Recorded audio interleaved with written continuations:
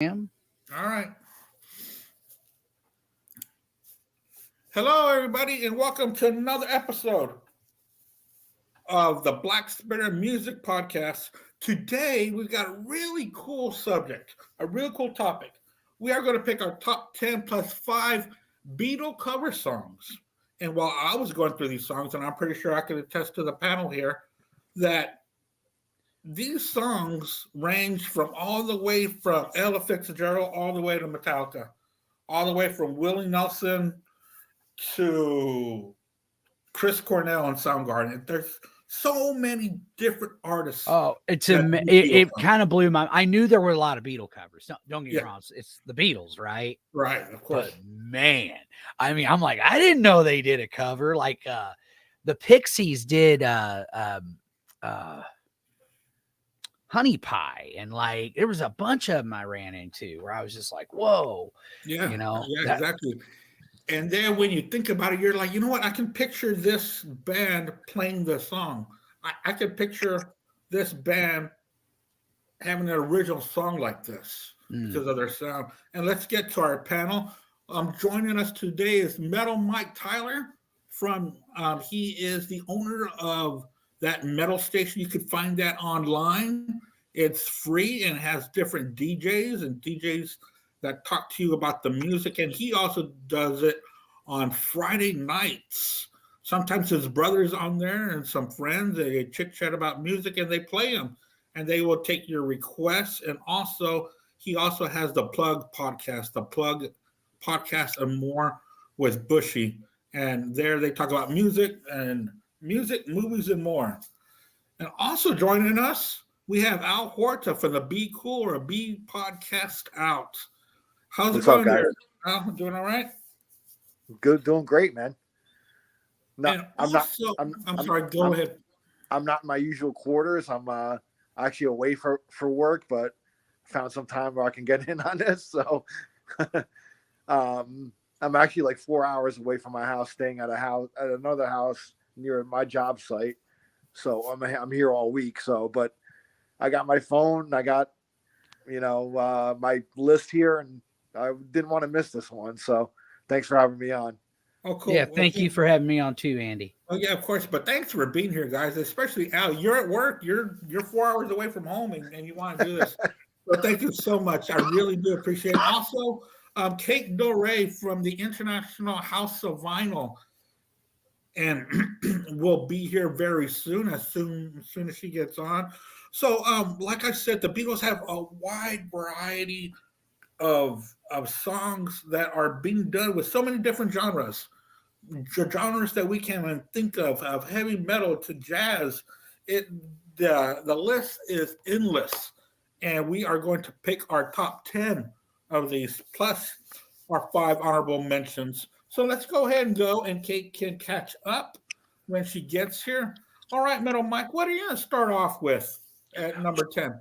Oh, so we do the list and then the honorable mentions, Yeah, or yeah. okay. Number 10. I picked Tom Petty. I Need You from that concert for George. I just Yeah. think him and the Heartbreakers, Tom Petty and the Heartbreakers, just did a beautiful job on that song, and I love it, man. I mean, there's not much more I can say more than that. George is kind of my favorite member of Mhm. the band. I mean, I love them all. It's the Beatles, but I've always been kind of a George guy, and I just thought Tom just knocked it out of the park. Man, that was one of the best performances in a concert Yeah. for George. It was really good. They really stuck to the spirit of the Beatles, but they also sounded like the Heartbreakers. Yeah, that's what I liked about it. Because one of my Okay. biggest criterias for any cover, and I feel the same way about a remake of a film, Mhm. I want whoever does it to kind of put their stamp on it. Like a film, I don't want to see what I've seen before, but with different actors and maybe updated special effects or in color. No, I want it's kind of perfect example. You have The Thing from Another World, a classic in its own right. Then you have John Carpenter's The Thing. He totally did put his stamp on that film. Oh yeah, Same with David Cronenberg and The Fly. Like I love the original Fly, but man, Cronenberg and just it was just a very, very well done remake. And those are the kind of remakes I like. And the same with the cover tune. I want the artist to put their spin on it. I want to hear the same exact song. If I want to listen to that, I'll just listen to the Beatles. You know what I'm saying? So that's where I'm coming from. And I think Tom did a beautiful job, man. Yeah, but I also want them to keep the spirit of the band that they're Sure. giving tribute Of to. course. Of So course. you like to have that feel of this is a Beatles song, but it's done completely different. Sure. Of course. Of course. What are you going to start off, Al? All right, my number 10. This will probably make Charles Trainer pretty happy. I'm going to go with Oasis's version of "I Am the Walrus." I love the way Liam sings this one. Man, he puts his own stamp on it, but still, channeling Lennon and stuff. So I mean, I love their version of it, man. So I got to put that one at number 10. I kind of looked at that list that if Charles was was able to make it, but he sent me a message this morning saying he wasn't. He can fill up the whole thing with Oasis songs. I know he would. Yeah. But I do love the way Oasis does that one. I Am the Walrus. So I mean, come on. Oasis was so influenced by the Beatles, and you could just tell in their sound. But yeah, yeah, everything, man. But I mean, they were one of the bands in the '90s. I dug them, man. I dug them. So, I'm gonna go with them. They're at number 10. So that's my 10. My number 10, I'm going to start off with, was a live performance, was not released on an album. I was looking around the list, and there it was, the Black Crowes doing a live performance of Don't Let Me Down. Oh, great, man. That's a great one, too. Yeah, that's a great song. And then to hear Chris Robinson, I mean, that song fits them so well. Having that aching in his voice along with those words, it was fantastic. So I'm starting off with the Black Crowes at number 10. Yeah, Chris Robinson. Chris Robinson's great, man. Yeah, great pick, Andy. Yeah, thank you. I love it. So what's your number 9? My number 9 is Joe Cocker, but it's not what you think. Now, I love his version of A Little Help from My Friends. Love it. But my favorite one that he did was She Came In Through the Bathroom Window. And the version I like the best is from his 1990 live album, appropriately titled Joe Cocker Live. I just love this version of that song.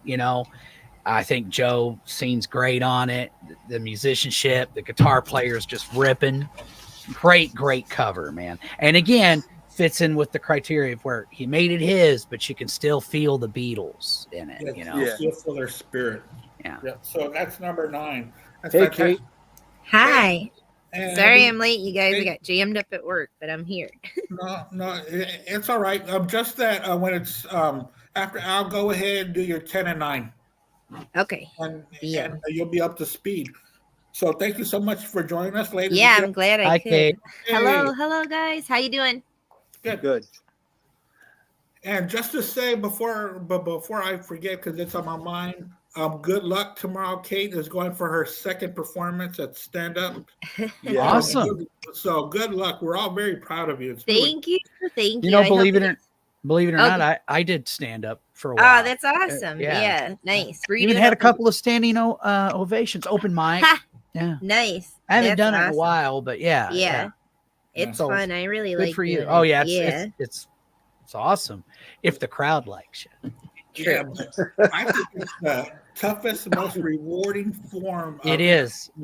Yeah. Band or nothing like that. It's just you. Yeah. Everybody's focused just on you. There's no one on drums, guitar. Yeah, nobody else. It's you, and if you don't land it. Yeah. There's nobody visiting with each other. Everybody's just watching you and waiting to hear what you're going to say. Well, and they even have that look like, entertain us, motherfucker. And you're like, oh, all right. Wow, right. So what's your number 9? My number 9, I'm going to go with, from their first album, I got to go with Here Comes the Sun by Ghost.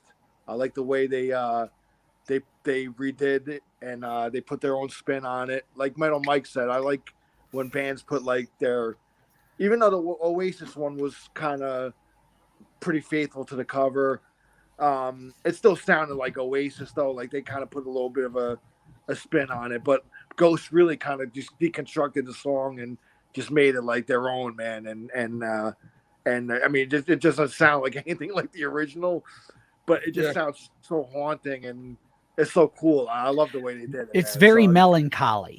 Yeah. Is it really? I gotta check that out because I've never heard their version. You never It's off heard their first version, album. man? No.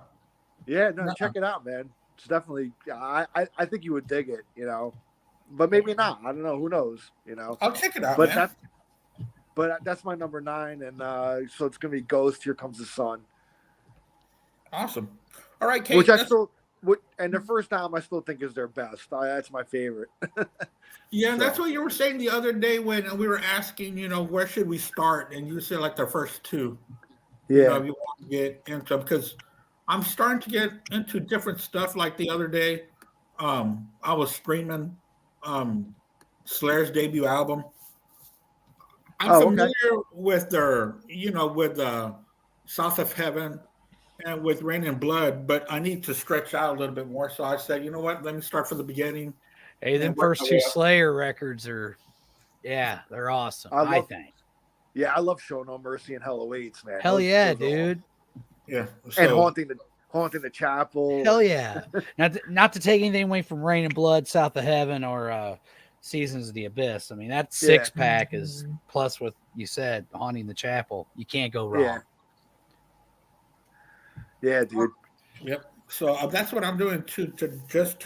But this Ghost track, I gotta check that out. All right, Kate, what's your number 10 and 9? Double shot. I was writing them down really quick because I was like, okay. So I want to do shout out Jerry Garcia Band does Dear Prudence. That'd probably be my number 10. Number 9 is a live of Dave Grohl and Jeff Lynne doing Hey Bulldog. Love Hey Bulldog.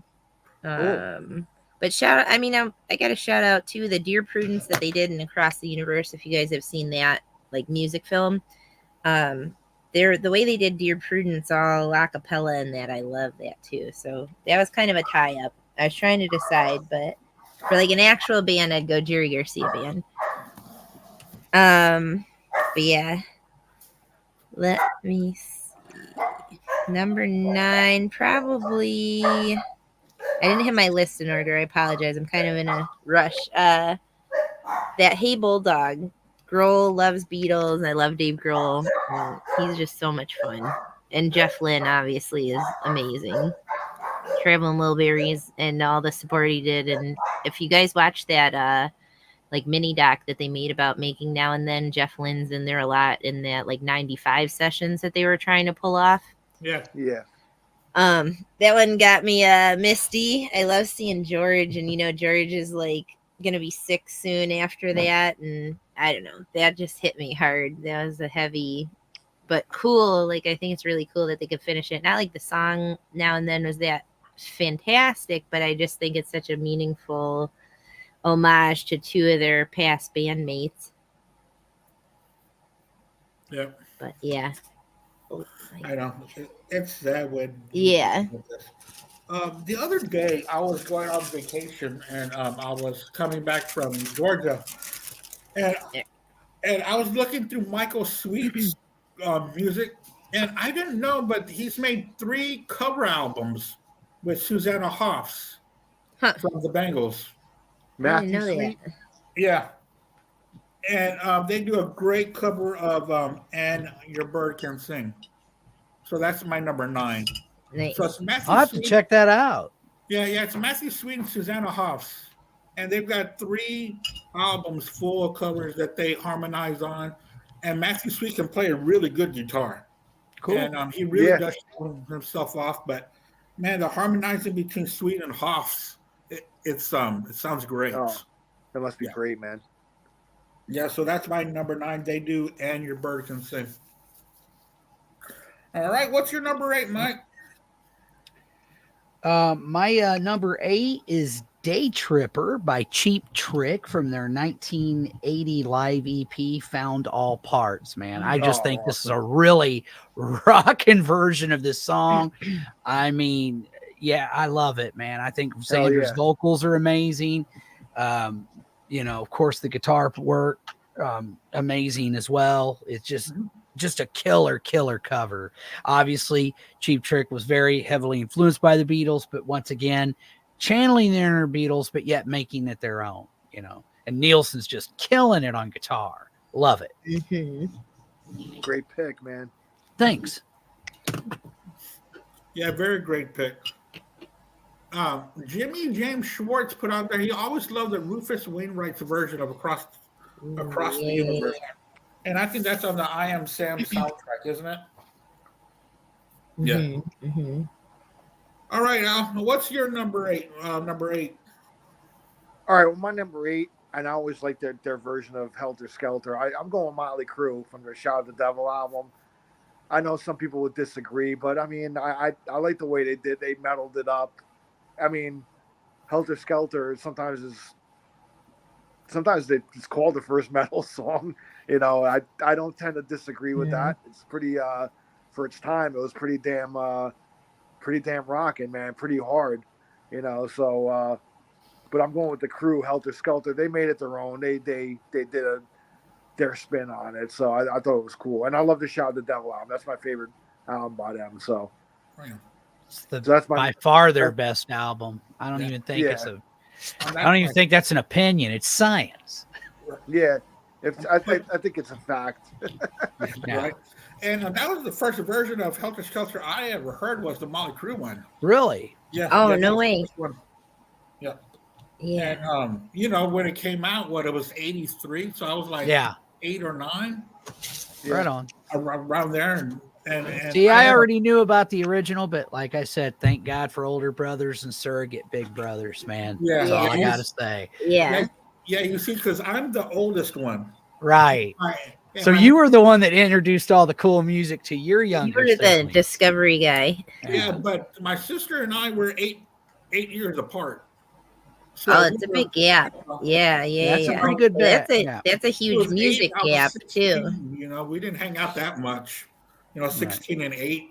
You know, so I had uncles that introduced me to music, but I had a neighbor. His name was Ben, and he was about a year or two older than me. So he's the one that introduced me to Motley Crue and Iron Maiden and Metallica and stuff like that. So that's where I get it from. And Motley Crue was his favorite band at the time. So that's how I was introduced was to Helter Skelter. But great pick. All right, Kate, what's your number 8? I went with Ella Fitzgerald covering Savoy Truffle. It's a random one, but it's a cool one, and I think like anyone who is as big as Ella to cover Beatles in such a different type of music and style, I think that's such a cool thing. She was so incredible on being inventive and being, you know, she'd try anything. Like one of my favorite songs of hers ever is when she tries to do Mac the Knife, but she doesn't know all the lyrics. Have you guys ever heard that version? Oh. And she just like scats through part of it because it was a popular song. It's like Ella Live in Berlin is the album. I've seen that around. Yeah, and she's so fun like that she's like, I don't know all the lyrics, so she just scats through part of it. And it's still awesome regardless. Oh man, right? Yeah, killing it. She's just killing it. And then to have it where she, you know, like this, could you imagine being the Beatles and someone like Ella Fitzgerald covers your song? That she is just like the queen, man. She's one of the best ever to live. And yeah. Jimmy says Mike Portnoy and Neil Morse have a great Beatles cover band called Yellow Matter Custard. Too many good covers to count. Cool. I'll have to check that out, Jim. I'll write that down. I don't know that one. Yellow Matter Custard. I want to write that down too. Yeah. Thanks, Jim. Portnoy, Neil Morse. Wow, that's pretty heavy hitters there. And it's so funny that you picked Ella Fitzgerald for that one, because my next one, it's not her, but it's going to be Sarah Vaughan. Oh yeah, I was in between a couple of those gals because there's so many good covers, and because they made complete albums of Beatles covers. And they'll have a whole set. But the one I'm going to pick for Sarah Vaughan is "Get Back." Ooh, If nice. y'all aren't too familiar with Yeah, Sarah Vaughan, she's such a smooth jazz singer, Mhm. and the music is fantastic. And the way that she starts off her verses or her line, she'll start off very sweet, and she'll exclamate the last word with a very deep baritone, and she really does get back. I mean, Mhm. fantastically. If you want to check her out, man, go to any record shop. All her records are like relatively cheap. Mhm. I probably have 30 different records from her, but I mean, it's worth checking her out. Pick up an Yeah, album, just check it out. Her voice is, yeah, like yeah, Andy said, she's just phenomenal. yeah. She really is, and her version of "Get Back" is fantastic. All right, Yeah. number 7, Mike. All right. My number 7 is somebody our boy here just mentioned, man, and that is Ghost with Here Comes the Sun from their 2010 debut album, Opus Eponymous.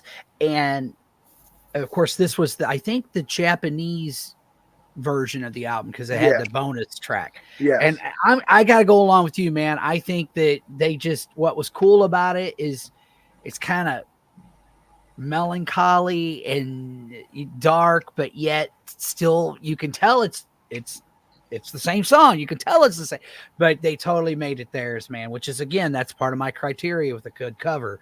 I don't want to hear the exact same song. I want to hear your take on it. And they definitely, and Ghosts have a tendency to do that. They kind of usually do put their stamp on a cover. Mm, So yeah, that's my number 7, man.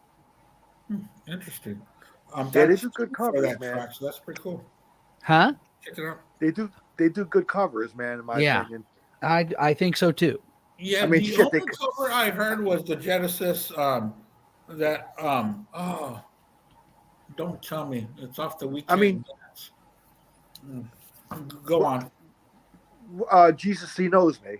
Yes, Jesus, he Yeah. knows. No, but I'm saying, I mean, they cover everybody from like, you know, we just talked about the Beatles. They covered. They do fucking ABBA. They'll do like Right. Pet Shop Boys. You know, Oh, wow. it's just they're all over the place, man. But they put their spin on it. It makes it good. You know, so. Then they are someone that I will definitely check into, especially hearing them do Pet Shop Boys. Beatles Yeah, they can do. translate to any genre. They do It's a Sin by Pet Shop Boys, and you know it seems like the covers that they when they do a cover, it has like, I don't know, maybe like a religious theme or something to it, you know. Right. So, Yeah. Yeah. but Cool. so it's my number 7, right? Yeah. Yeah, my number 7. I'm going with Stevie Ray Vaughan's version of Taxman.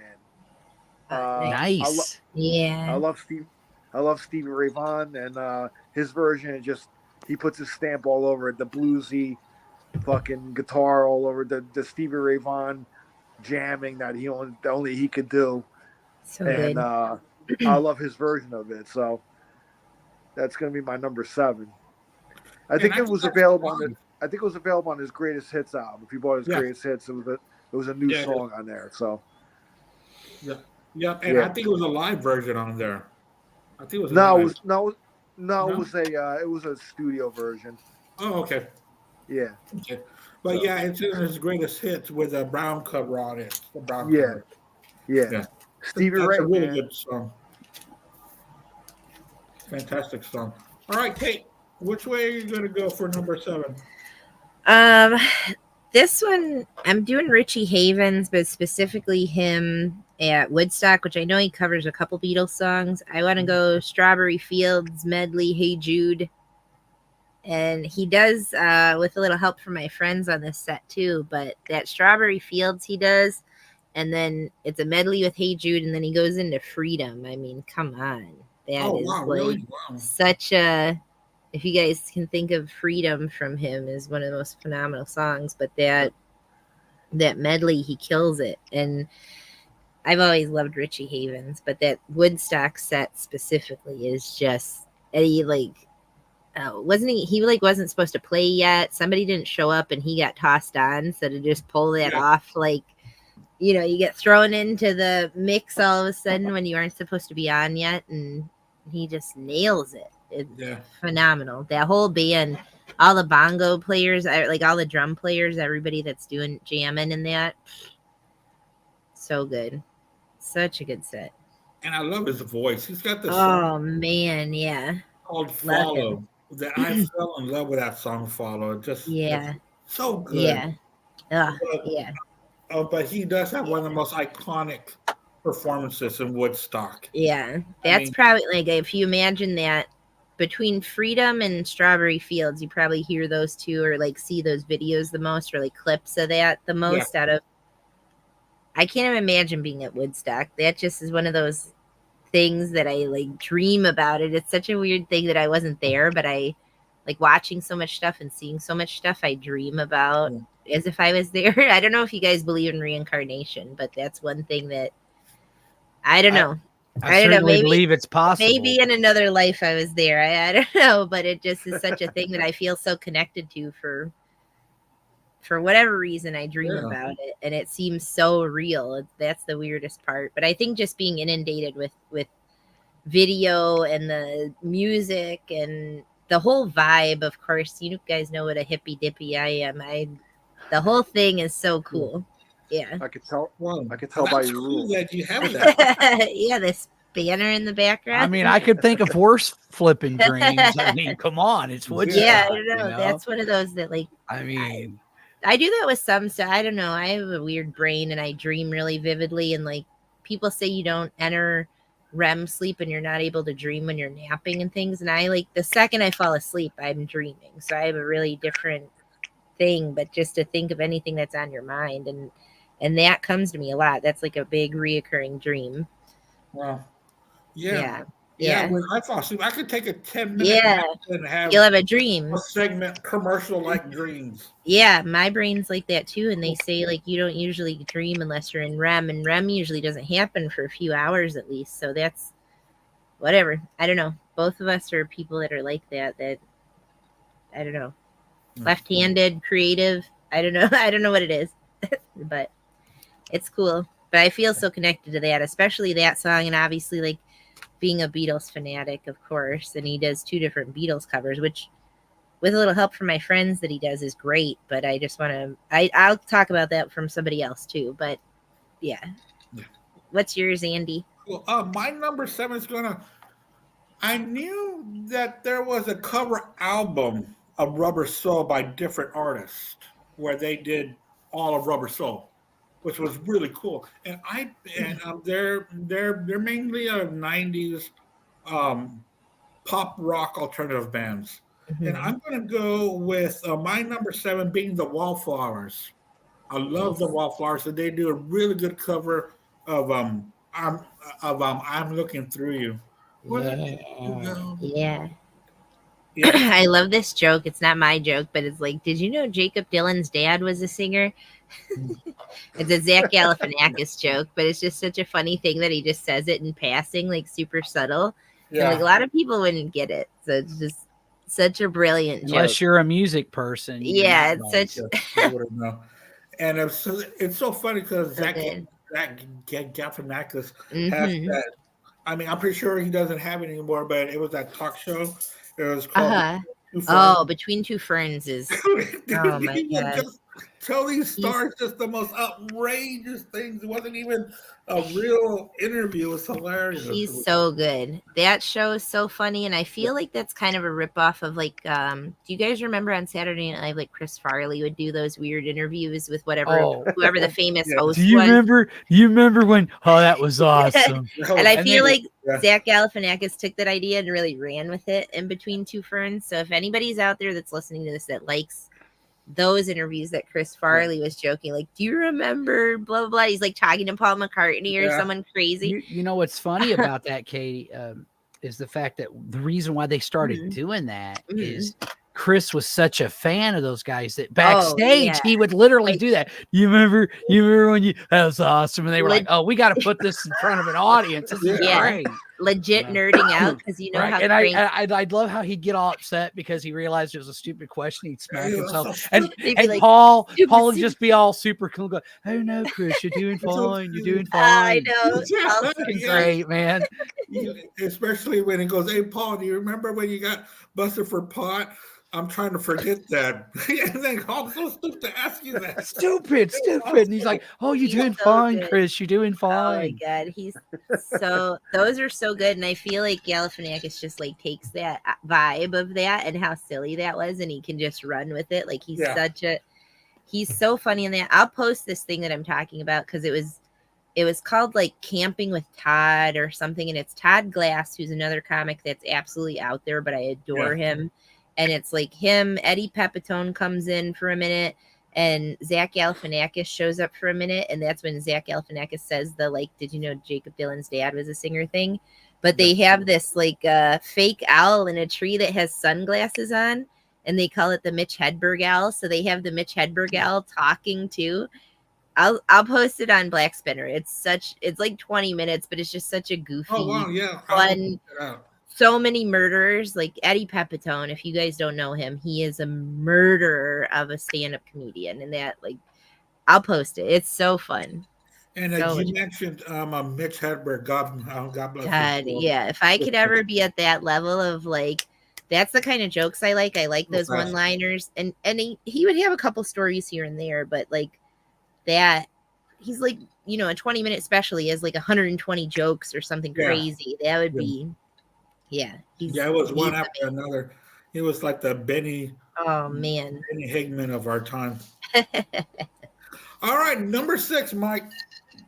All right, number 6, man. Hailstorm. I Want You. She's So Heavy from their 2011 EP. Reanimate the Covers. They also do an amazing cover of the Temple of the Dogs, Hunger Strike. Ooh, Her voice, man. I mean, she's like the heavy metal Pat Benatar, but she plays guitar too.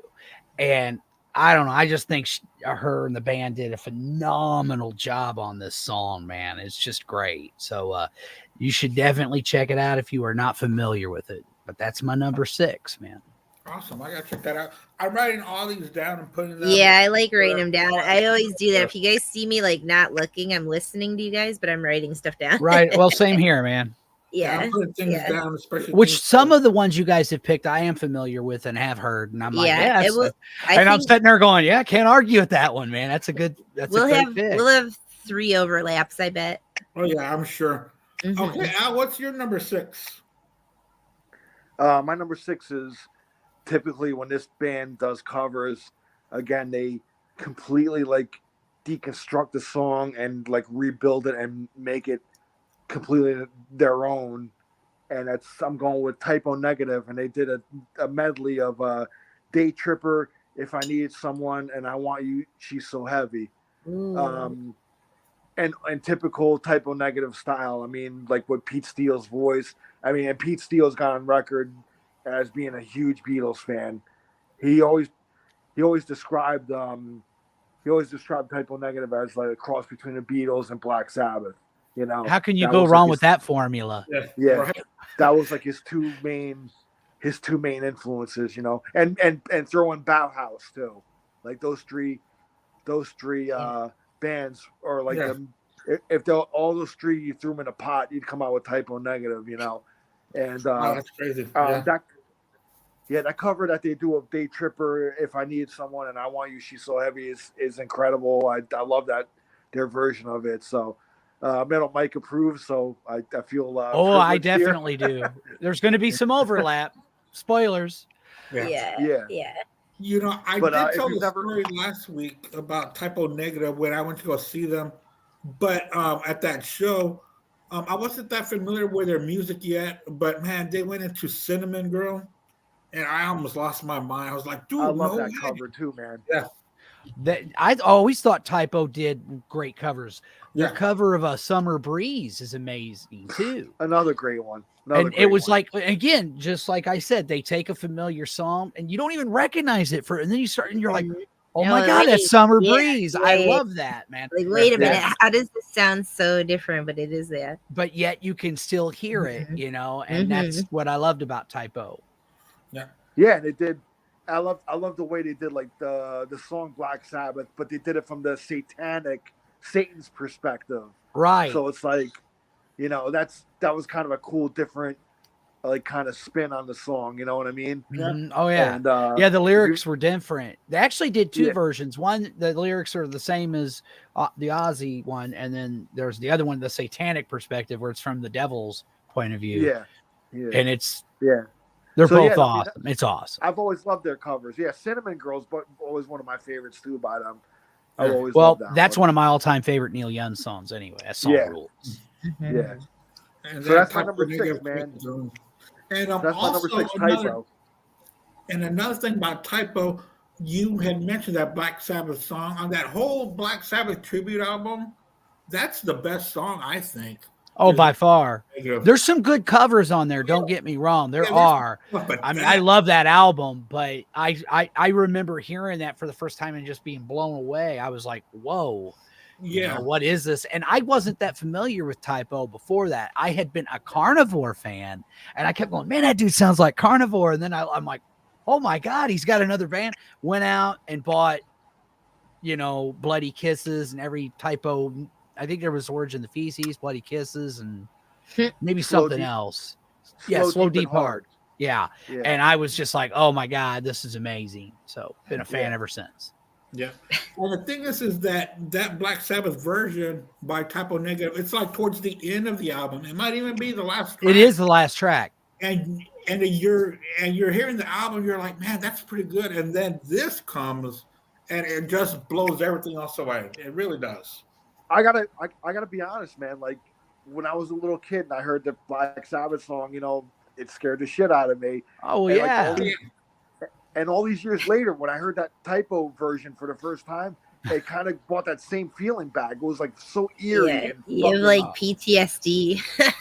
holy shit. And I was like, wow, I was blown away by it, man. Yeah. They did it their own, but you can feel the Black Sabbath in it. It's an amazing way that they do that. Typo Negative. If y'all aren't too familiar with that album, it's a Black Sabbath tribute album from Nativity in Black. Yeah, Nativity in Black. There's actually two of them. What the number was and the name was, and I forgot. Nativity in Black, that's the first one. Then they did NIB or Nativity Black and 2, which has also got some really cool covers. Yeah. But man, that one, whoever did the sequencing of that album did a great job because it was the perfect song to finish that tribute album. Yeah, it really was. And Kate, what's your number 6? When I popped in, I think Mike was talking about this. I'm gonna guess that Mike said Joe Cocker with a little help from my friends. If I'm wrong or right, I think that's You're kind of right, kind of wrong. It's in my Did you do honorable a different mentions. one? Okay, But I did, and only because I don't get me wrong, I love Joe's version of that song. It's amazing. Which one did you pick? She came in through the bathroom window from the live album, Joe Cocker Live, released in 1990. Yes. Love it. Yes. Love that. Yeah. Oh man, he's so good. But that's with a little help from my friends, Joe Cocker. His 1969 album, not a flattering album cover, but damn if that's not a great version. And growing up, I always thought that was his song. And not necessarily did I think that was like the Beatles. It seemed a little different. Like it is a little different, but he definitely is doing a cover and an homage to them. And the criteria for me is he made it his. It's his. Yeah. That's one that like, and that's what Beatles were masters of too. That think of how many covers they have that people have no idea. Those are old blues dudes or old whatever, old folk, or it was like something from the Music Man or what, that's so many songs that the Beatles do that they cover it and make it their own so much. So to have a band cover a band that can do that, they're just so incredible. But yeah, Joe Cocker, I love that song. I love that cover. He's awesome. The one Mike's pick is fantastic. Like, it's cool how many people that the Beatles inspired them so much that they do a lot of covers. So I'll get to another band that does a lot of Beatles covers too. But yeah, that's my number 6. Andy, what's your number 6? My number 6 is going to come from a band that I love. And when you hear this song, you're like what is this? And then they go into the song and then they play their own music. and this was on their debut album by the band Yes. They do Mm-hmm. Every Little Thing. Oh, we lost Al. Yeah, I was going to come back. He started to hear that Clicky. that noise. I could hear it. He's okay. Yeah, I Yeah, could so hear it. he'll bring it back in. But yes, with Every Little Thing You Do. Not too sure if y'all have heard that version or not. I don't think I have. I'll have to check that out. That's awesome. It's got the Yes harmonies in it, and Right. along with with that blazing guitar. Also, they do a really good cover of Simon and Garfunkel's "America" as well. Nice. Yeah. All right, Sorry about that, guys. Come on, man. You're good, man. I heard the clicky. I know what you were doing. You're good. Yep. Yeah. Also, I don't have where I'm staying at here for my job, and there's no internet here or anything like that. So I'm just going off my phone. Oh no, you're out in the swamp. What are you doing? What's that? Are you out in the swamp? What are you doing? I saw you You're blowing stuff up. Yeah. Yeah, I'm away for work, man. So like, Yeah. the company I work for, they actually the owners of the company, they're a husband and wife team, and we do so much work in this area that they actually bought a house that we could just stay in. That when we do work down in South Florida, instead of staying at a hotel, we just stay at this house. So, right on. Yeah. No. Hey, that's cool. Anyway, I'm sorry about that. No, man. No need to man. apologize, brother. So I'm not too sure if you heard, but my number 6 was Yes with Every Little Thing You Do. Oh, what album was that on? That's off their debut album. The Their first debut one. album. That's right. Yeah. That's right. Yeah. I forgot. You guys, I forgot that they had done a Beatles cover on there. That's right. Yeah. But it's really good. I fell in love with it the first time I heard it. So that's what I came up with. All right, guys. Halfway there. Yeah. Number 5, Mike. All right. You know me, I'm Metal Mike. So a lot of the rest of this is heavy stuff. But, well, most of it, or heavy artists. Let's just put it that way. The Melvins, I Want to Tell You, from their 2016 album, Bases Loaded. They also do a really cool version of I Want to Hold Your Hand, which is also one of my honorable mentions. Love the Melvins. Have been a fan of theirs for years. And once again, you can tell it's the Beatles. When you listen to it, you can totally, you recognize it. You're like, oh, that's from Rubber Soul, man. I recognize, or and then you're like, or no, wait, it's from Revolver. Yeah. And then you're like, oh shit, that's George's song. But so you can tell it's that, but it's still Melvins, Oh, yeah. And, it's a great version. Yeah, I love it. I think it's great. Mm-hmm. That's my number 5. On that track, the Melvins really stick to themselves, but also the spirit of the Beatles at That's the same time. what I liked about it, though, man, because I'm sitting there going, okay, man, like, the first time I heard it, I was like, I bought the album. I'm like, whoa, that's the Beatles, man. It was really cool. Yep, and it's really cool when you don't know, but of course, all these bands have to be some kind of Beatle fans, but it's really cool when they hear it. Mm-hmm. Well, no, when we hear it from them, that they're just as big fans as we are. It's really cool. So yeah, it's a great pick, Melvins. Melvins are awesome, man. I love the Melvins. Such a good weirdo band, and my buddy runs their website. Oh, nice. Wow, that's cool, dude. He started it in college because he went into IT in college, and he started as a project for one of his classes. Mm-hmm. And then the Melvins don't want to deal with the website, so they're like, dude, you're our guy website. And that's, if you ever go to like melvins.com, that's my buddy Brian, and does all the forum, does all the posts, does all the updates. That's wow. Well, that was just out of a college project, and he's continued it for like 20 years. And I'll sorry, Mike. No, that's okay. Go ahead. My friend who lived here in Michigan met this guy online through the Melvins website, which is Brian, which she didn't realize this Brian is the guy running the Melvins website. She just was obsessed with Melvins, and she sent in this giant painting she did at Buzzo, and Brian posted it. Then they start talking. Then they go to like Europe together as a vacation. Then she moves to Minneapolis to live with Brian. And that's how we ended up becoming friends with Brian. That my friend is the one who met him and started dating him. They've been together for That's awesome. 13 years because of Melvin's and this website that he started. So it's such a funny, weird thing to happen, to have like a romance out of a Melvin's webpage. But that is awesome. One thing I was going to say about it is I think the Melvins are one of those bands where, you know, a lot of different, you know, your metalheads like them, your it punk attracts rockers a like lot of like, and like psych people and like right, weird, you know, and like I love psychedelic, stoner metal, doom metal, you know, and all that. Like garage rock.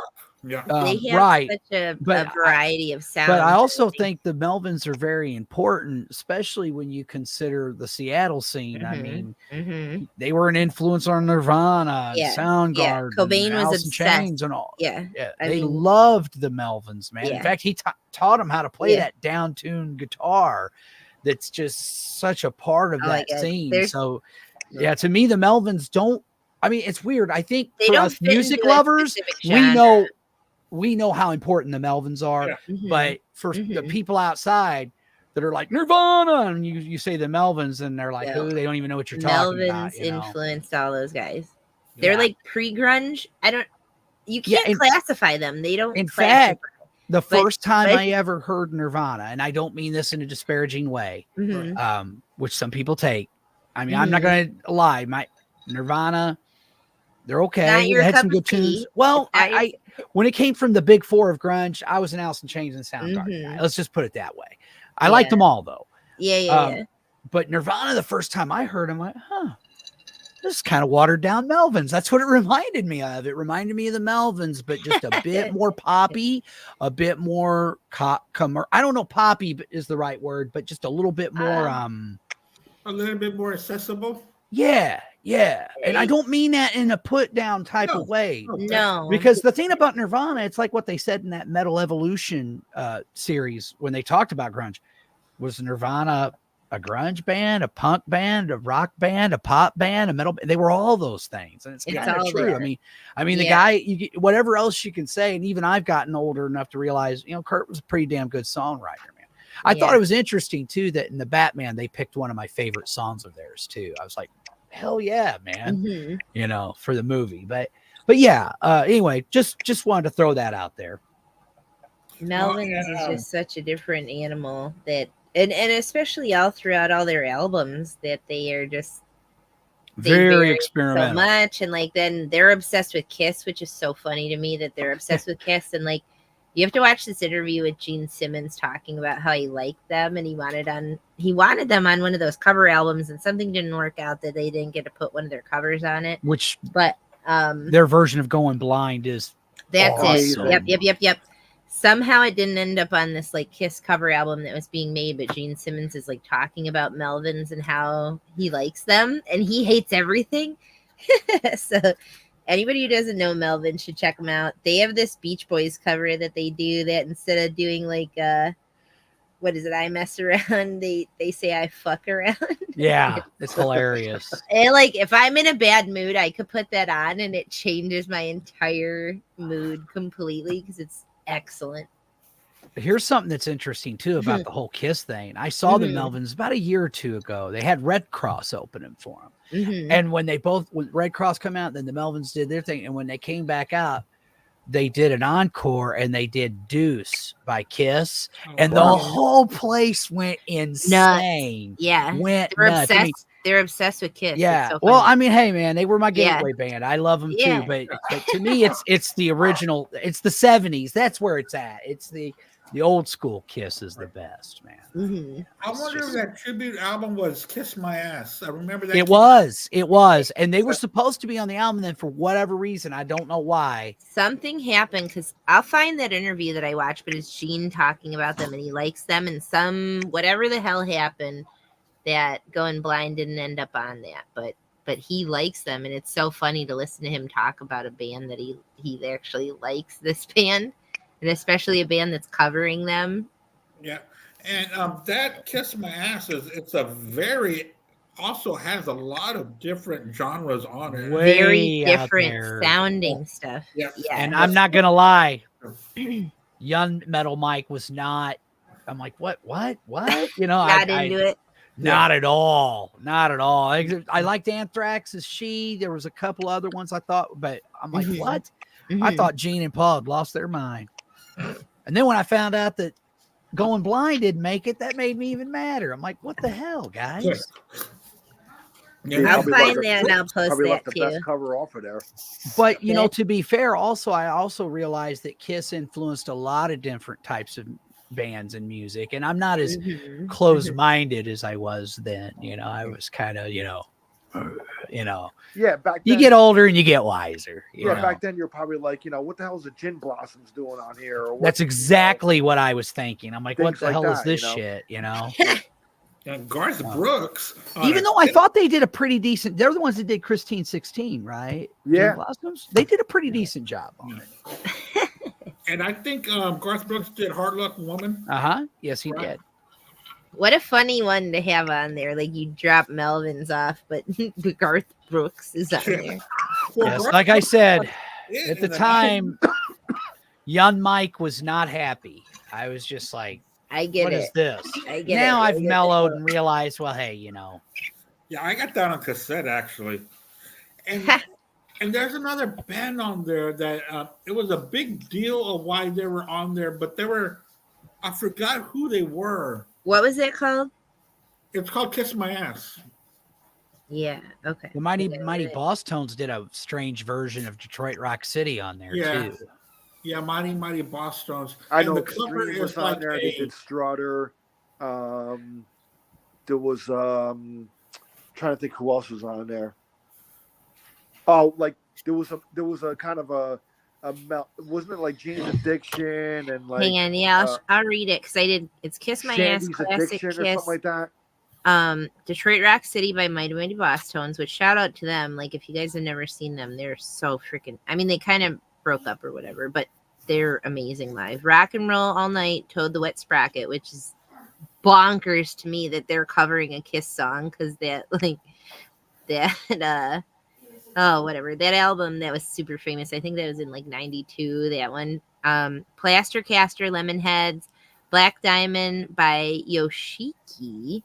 Lenny Kravitz covers Deuce. Going Blind got picked up by Dinosaur Jr., so that's who got that instead of Melvin's. She by Anthrax, that one makes sense. Gin Blossoms, Christine 16, which is like nuts. Strutter by Extreme. Hard Luck Woman, Garth Brooks. Shandy's Addiction, Colin Dr. Love. And it's like, these are so random. These are so random to have such a weird mix of bands doing stuff, especially that Garth Brooks one. I'm like, what in the hell? Who's that Shandy's Addiction? I don't know. I've never heard of that. I'll have to listen to this album. I think it was like Dave Navarro and like it was like a couple people from different groups. I know everything except like Shandy. So kind of like a play on words of Jane's Addiction? Yeah. Yeah, is it somebody? Shandy, because of the song from Unmasked, Shandy. Probably why. Shandy's Addiction lineup. It's Maynard James Keenan from Tool, Tom Morello, obviously Rage Against the Machine, Billy Gould from Faith No More, Brad Wilk from Rage. They only recorded a cover of Calling Dr. Love from the Kiss My Ass classic, Kiss Regrooved. That's the only song they recorded together. Yeah. So the bassist from Faith No More, guitar, obviously Rage Against the Machine's Tom Morello, and then drums, Brad Wilk from Rage Against the Machine on drums. And Maynard. Yeah. And Maynard singing. Weird. And I'll have to check that out. That's there is really a Kiss song from mix. It's not one of my favorite albums of theirs, but Unmasked, they have that ballad called Shandy. So that's where they must have got the name from, Shandy's Addiction.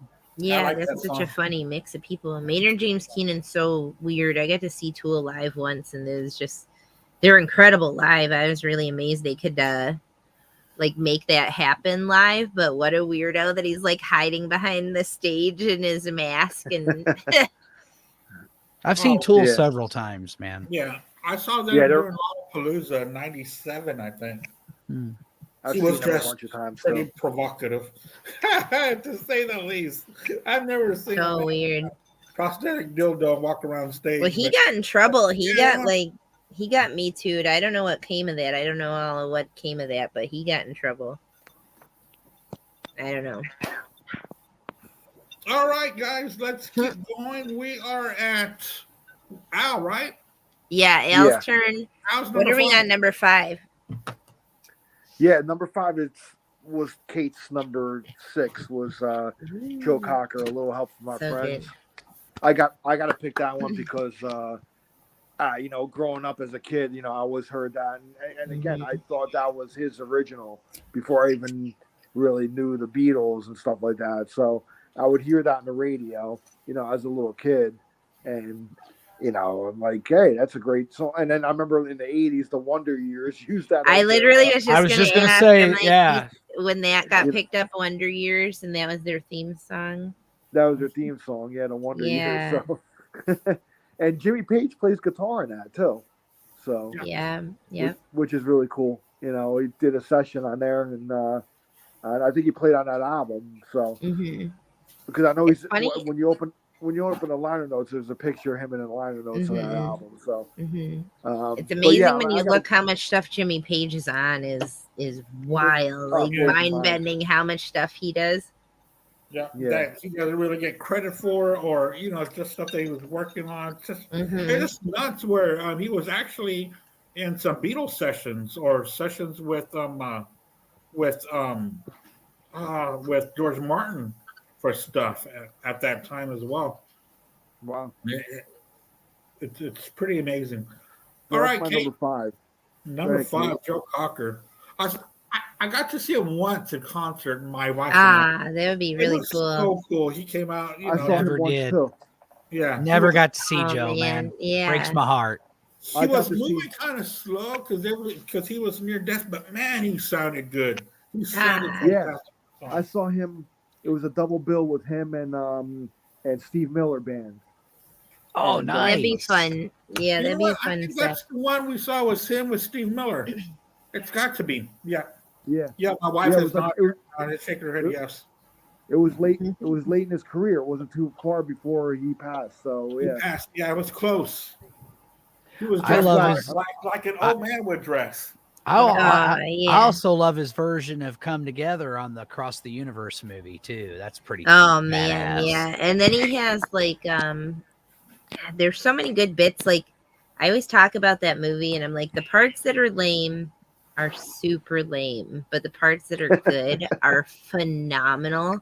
And having like David Crosby, you have Bono, you have like all these murderers come in and do stuff for that. Yeah. I don't know. I know I always talk about it, but there's so many good parts to that some of the covers they do. I are liked it awesome. overall. I did. Overall, I liked it all. overall, I love that movie. Yeah. There's a couple cheesy parts that I'm like, all right, but I get that they're trying to do campy because the time period or whatever, Yeah. they're trying to match the vibe of how life seemed to be. Yeah. How to connect different storylines. Yeah. And I think overall that movie is such a great thing. Like how they pulled it off is so good. I wish they did a second one. Yeah. And if Edwin Contrastrassi was here, I think he would agree. I think I'm saying it right. The cinematography of that movie, like the background. Yeah. They do such a good job in that, and like all the things that were going on politically, all the things that are going on culturally, and the style, like how they stylized it to each time period. I think they did a really good job. Yeah, for sure. So. But man, yeah, I don't know. I'll go into my number 5. My number 5, I picked Oasis. You've Got to Hide Your Love Away. Oasis obviously does like a dillion Beatles covers. They're obsessed. He's obsessed. And this is a big thing. Charles and I always like send back and forth a bunch of Beatles covers, but all of Charles's are Oasis ones because he's obsessed with Oasis. And just such a dude, like a guy that could cover John stuff perfect. Like if they ever do a biopic on John, they should. Like time's kind of passed for it, I feel like, because obviously he's older than 40, but if they did it, they should have used him in a biopic if they did like an actual musical one, because he was so good at covering John doing anything. And I mean, Oasis, he has like a billion Beatles covers that are awesome, but I really dig this You Got to Hide Your Love Away, and obviously I love the original, but this one I think they do pretty well, do pretty good justice to it. Yeah, they do. Mm. My number 5 is it's not on a proper album, but it's off the John Peel sessions. And I looked it up on YouTube. I was blown away. Soundgarden was doing Everybody's Got Something to Hide But Me and My Monkey. So good. Wow. And the way that they do on that guitar is fantastic. It's just a killer song. You know, with Chris Cornell just singing so good. And I like that it wasn't put on a proper album. I like it. I like to buy Peel sessions and BBC stuff, because you hear things that are not on regular albums. So that's my number 5, Soundgarden. Everybody's Got Something to Hide But Me and My Monkey. So good. And really, when I was hearing that, I can hear Soundgarden going bam, bam, bam. It just sounds so odd on something that is on Super Unknown. It's fantastic. So Soundgarden, number 5. All right, number 4, Mike. Number 4. This is definitely a guy who's in the heavy metal genre, but this version's not heavy at all. It was his first post Ozzy Osbourne project. This is when Ozzy had done No More Tears, and they did the tour, and he had been diagnosed supposedly with MS. Ozzy had no idea, but the doctor said, well, I think your husband has a little MS, and that's why they did the whole farewell tour. And because Sharon's thinking, oh my God, he's gonna, I'm gonna have to take care of him, and all this. And then come to find out, I think the head of the record company's like, well, did you get a second opinion? No. So they did, and then it just blew Ozzy away, because he just going in for what he thinks is a regular checkup, and then the doctor says, you do not have MS. And Ozzy's like, typical, what the fuck are you talking about? Kind of typical Ozzy, just typical, what the fuck are you talking about? He's just like fucking, and then that's when he finds out that he was diagnosed but didn't have it. And I love what he said. He goes, the doctor looked at me and said, having a little MS is like being a little bit pregnant. You either are or you're not. Yeah, it is or it isn't. One or the other. One or the other. So, but what happened is Zach formed Pride and Glory. This was before Black Label Society and everything else. And they only did one album, but they re-released the album in 1999. And the bonus disc 2, had a bunch of covers. Come Together happened to be one of them. And this one's just Zach on a piano, and it's very soulful. Like, he totally made it his. Wow. I love it. It's really cool. Bushy's the guy that turned me on to it. And I was like, he's like, dude, you got to hear this. And I was like, holy shit. And it made my list just because I was so blown away by it, because it wasn't what I was expecting at all. I was expecting Zach just come out wailing, and it's not like that at all. So very, very cool cover. And again, in the vibe, in the spirit of the Beatles, love it. Yeah, that's a good one, man. So who does that? Is that Black Label Society? It's Pride and Glory. It's Pride and Glory is the Glory. name of the band. Yeah, they were like kind of a Southern rock, outlaw, Southern rock kind of thing. Yeah. I love like that album. Oh, great record. It's a great record. I love his Book of Shadows, his acoustical stuff. I love Black Label Society. Zach's probably my favorite Ozzy guitarist behind Randy Rhoads. I love Zach. Yeah. I've seen him several times. I saw him with his tribute band, Zach Sabbath. Sabbath, yeah. If you see, there's the poster on the wall right there. Nice, yeah. I was literally, and it was the first concert I had seen about a week or so after I lost my mother, man. And so I was really not in a good place at all. You needed to go to see live show. And what was great about it is this small club's called the Foo Bar, man. I was literally as close to Zach as I am to my screen right now. I was in the very front. Oh, wow. Yeah. It's a small club. And I'm like, if there's anyone who should carry the legacy of Black Sabbath, it's Zach Sabbath. It's Zach Wild. Plus the guys he's got in the band are from other bands. They were amazing. Wow. So one of the best shows I've ever seen.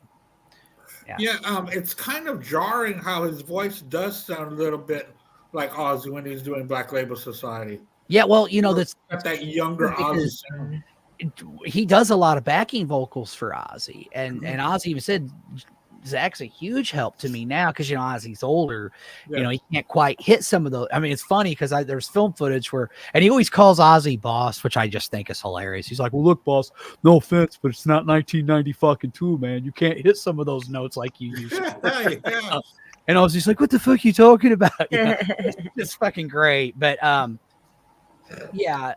think that they do a great job, Zach Sabbath, man, and I'm, Black Sabbath's my all-time favorite band besides the Beatles. So, awesome. There you go. Did you ever see those things of Zach doing? He's like on a Hello Kitty guitar. Yes, hilarious. He is a very funny guy. He's such a good sport about That's why I really love him. Like, obviously, he's talented as all hell, but I love someone that could be funny about themselves. He's very like him doing the Hello Kitty guitar is hysterical. Like, I've seen him several times. I saw him with Ozzy. I've seen him with Black Label. I saw him with Zach Sabbath. I even seen him with the Experience Hendrix tour, which was amazing. I mean, Joe. That would be cool. I mean, God, I can't remember everybody that was there. Buddy Guy. First time I got to see him. Got to see him again 2 years ago on my birthday. But it was amazing. And he comes out doing Manic Depression, and he comes out into the crowd, man. He's got his guitar playing. Oh, it was fucking awesome. That would be nuts. I don't remember what happened. We were out of town or something. We missed that when they did that Hendrix Experience thing, but I'm like, holy shit, that's such a murderer's row. I mean, I've been to a bunch of them.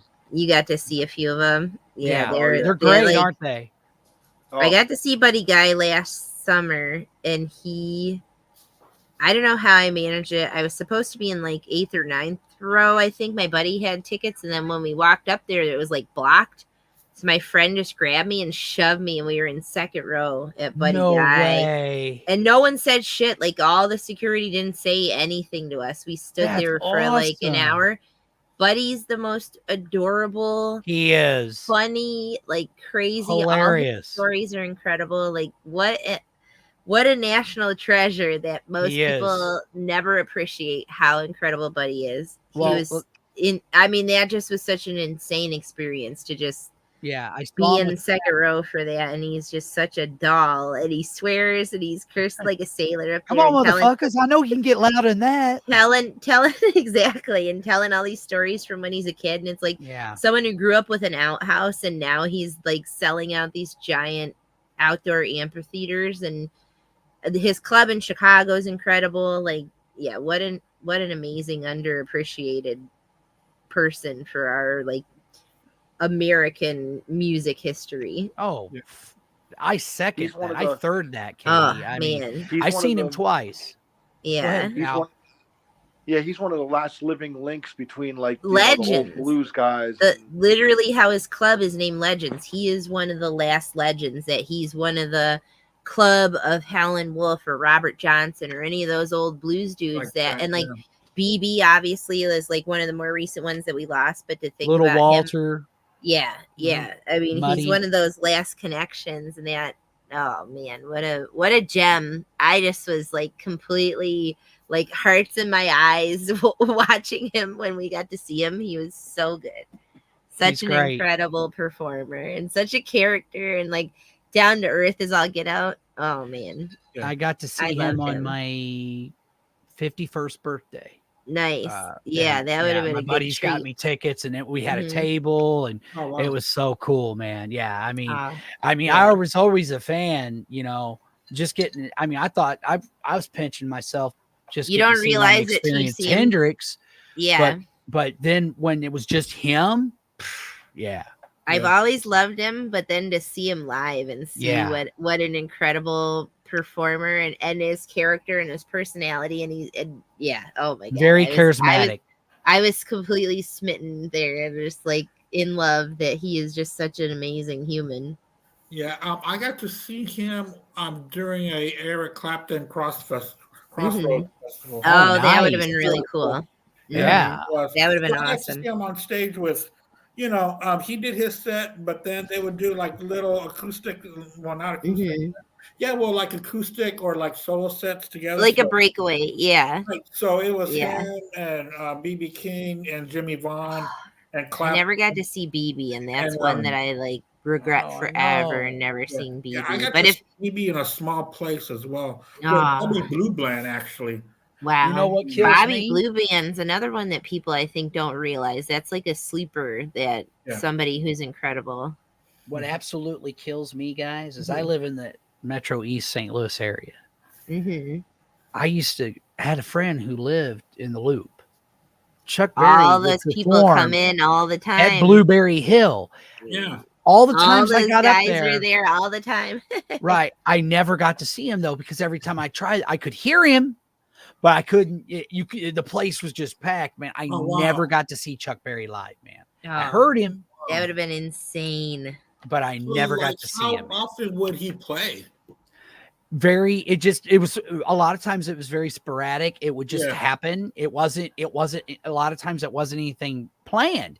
So by the time I found out about it, it was too late, man. People within a loop. I could hear him.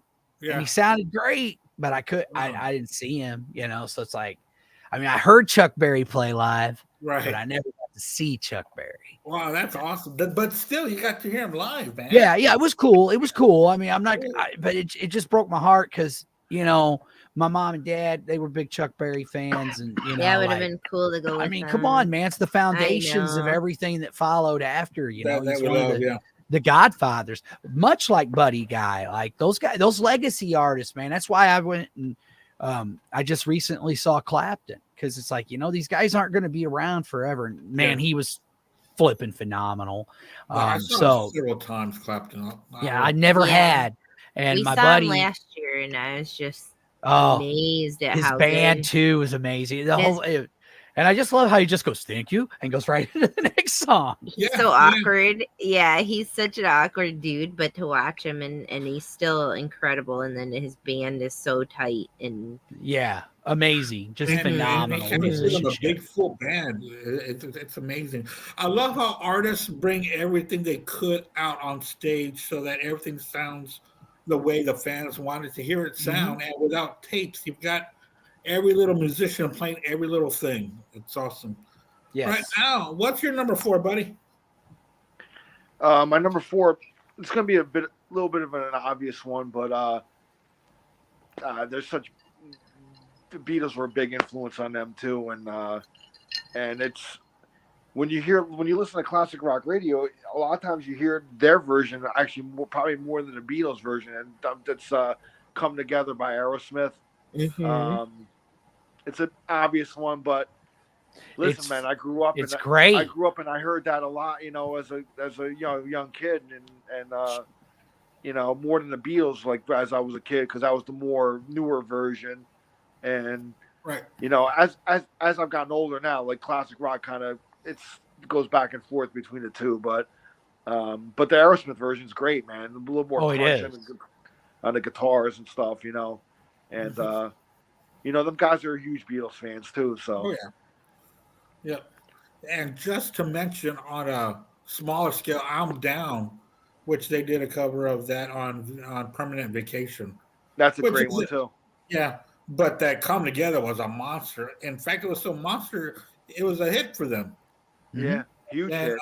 And it was on their first greatest hits package, the red album cover with the wings, which is still one of my favorites to play. I love that compilation. That was my first Aerosmith album before I started, because again, my musical mentors, they wanted me to have a broad, so it was like, eventually I heard Rocks and Toys in the Attic, which is my favorite Aerosmith album, by the way.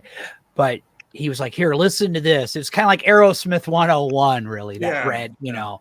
And Yeah. I do remember, but the first time I actually heard Come Together was not on that album. It was that movie that Peter Frampton and the Bee Gees made, Sgt. Pepper's Lonely Hearts Club Band, where Aerosmith were the villain band, and they played that Yeah. song. And I remember going, whoa, you know. I know that movie got hate, and the movie ain't that great, but I thought the guys did a good job covering those songs, quite I honestly. have Oh, the yeah. record from that. I want that soundtrack. Yeah. I was just saying I have that record from that. Yeah, like I don't think I've ever Frampton, watched that film. like probably Frampton's along the Long and Winding Road and Golden Slumbers, man, it's great. I mean, they did a great job, you know. So Andy, I got stuff I gotta mail you. I gotta find that and I'll send it to you. I don't know. It might be 1 to 20 business years, but I'll send it to you. I have some other. What did I have for you? I have some.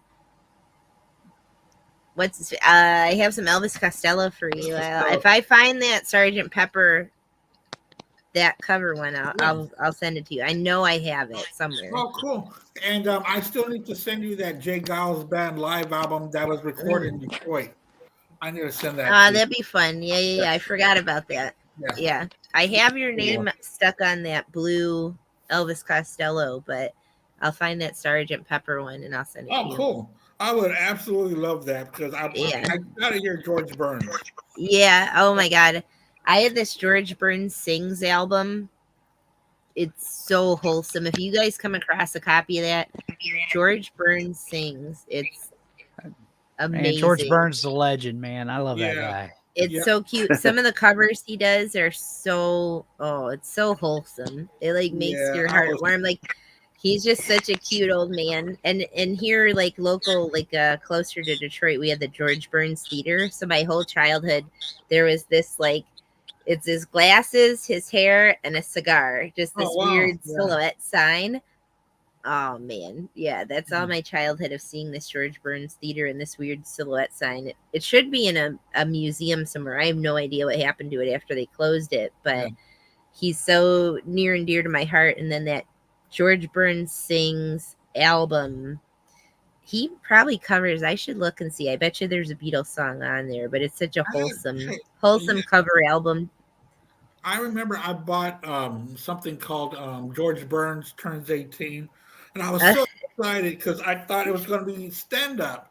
And I put it on, and he's singing country. I said, what the hell is this? You're like, wait, what? Why is he going to talk? I want to hear him talk. I want to hear him tell jokes. The whole thing was him singing. I was like, I'll see if I can show it. This is the cover.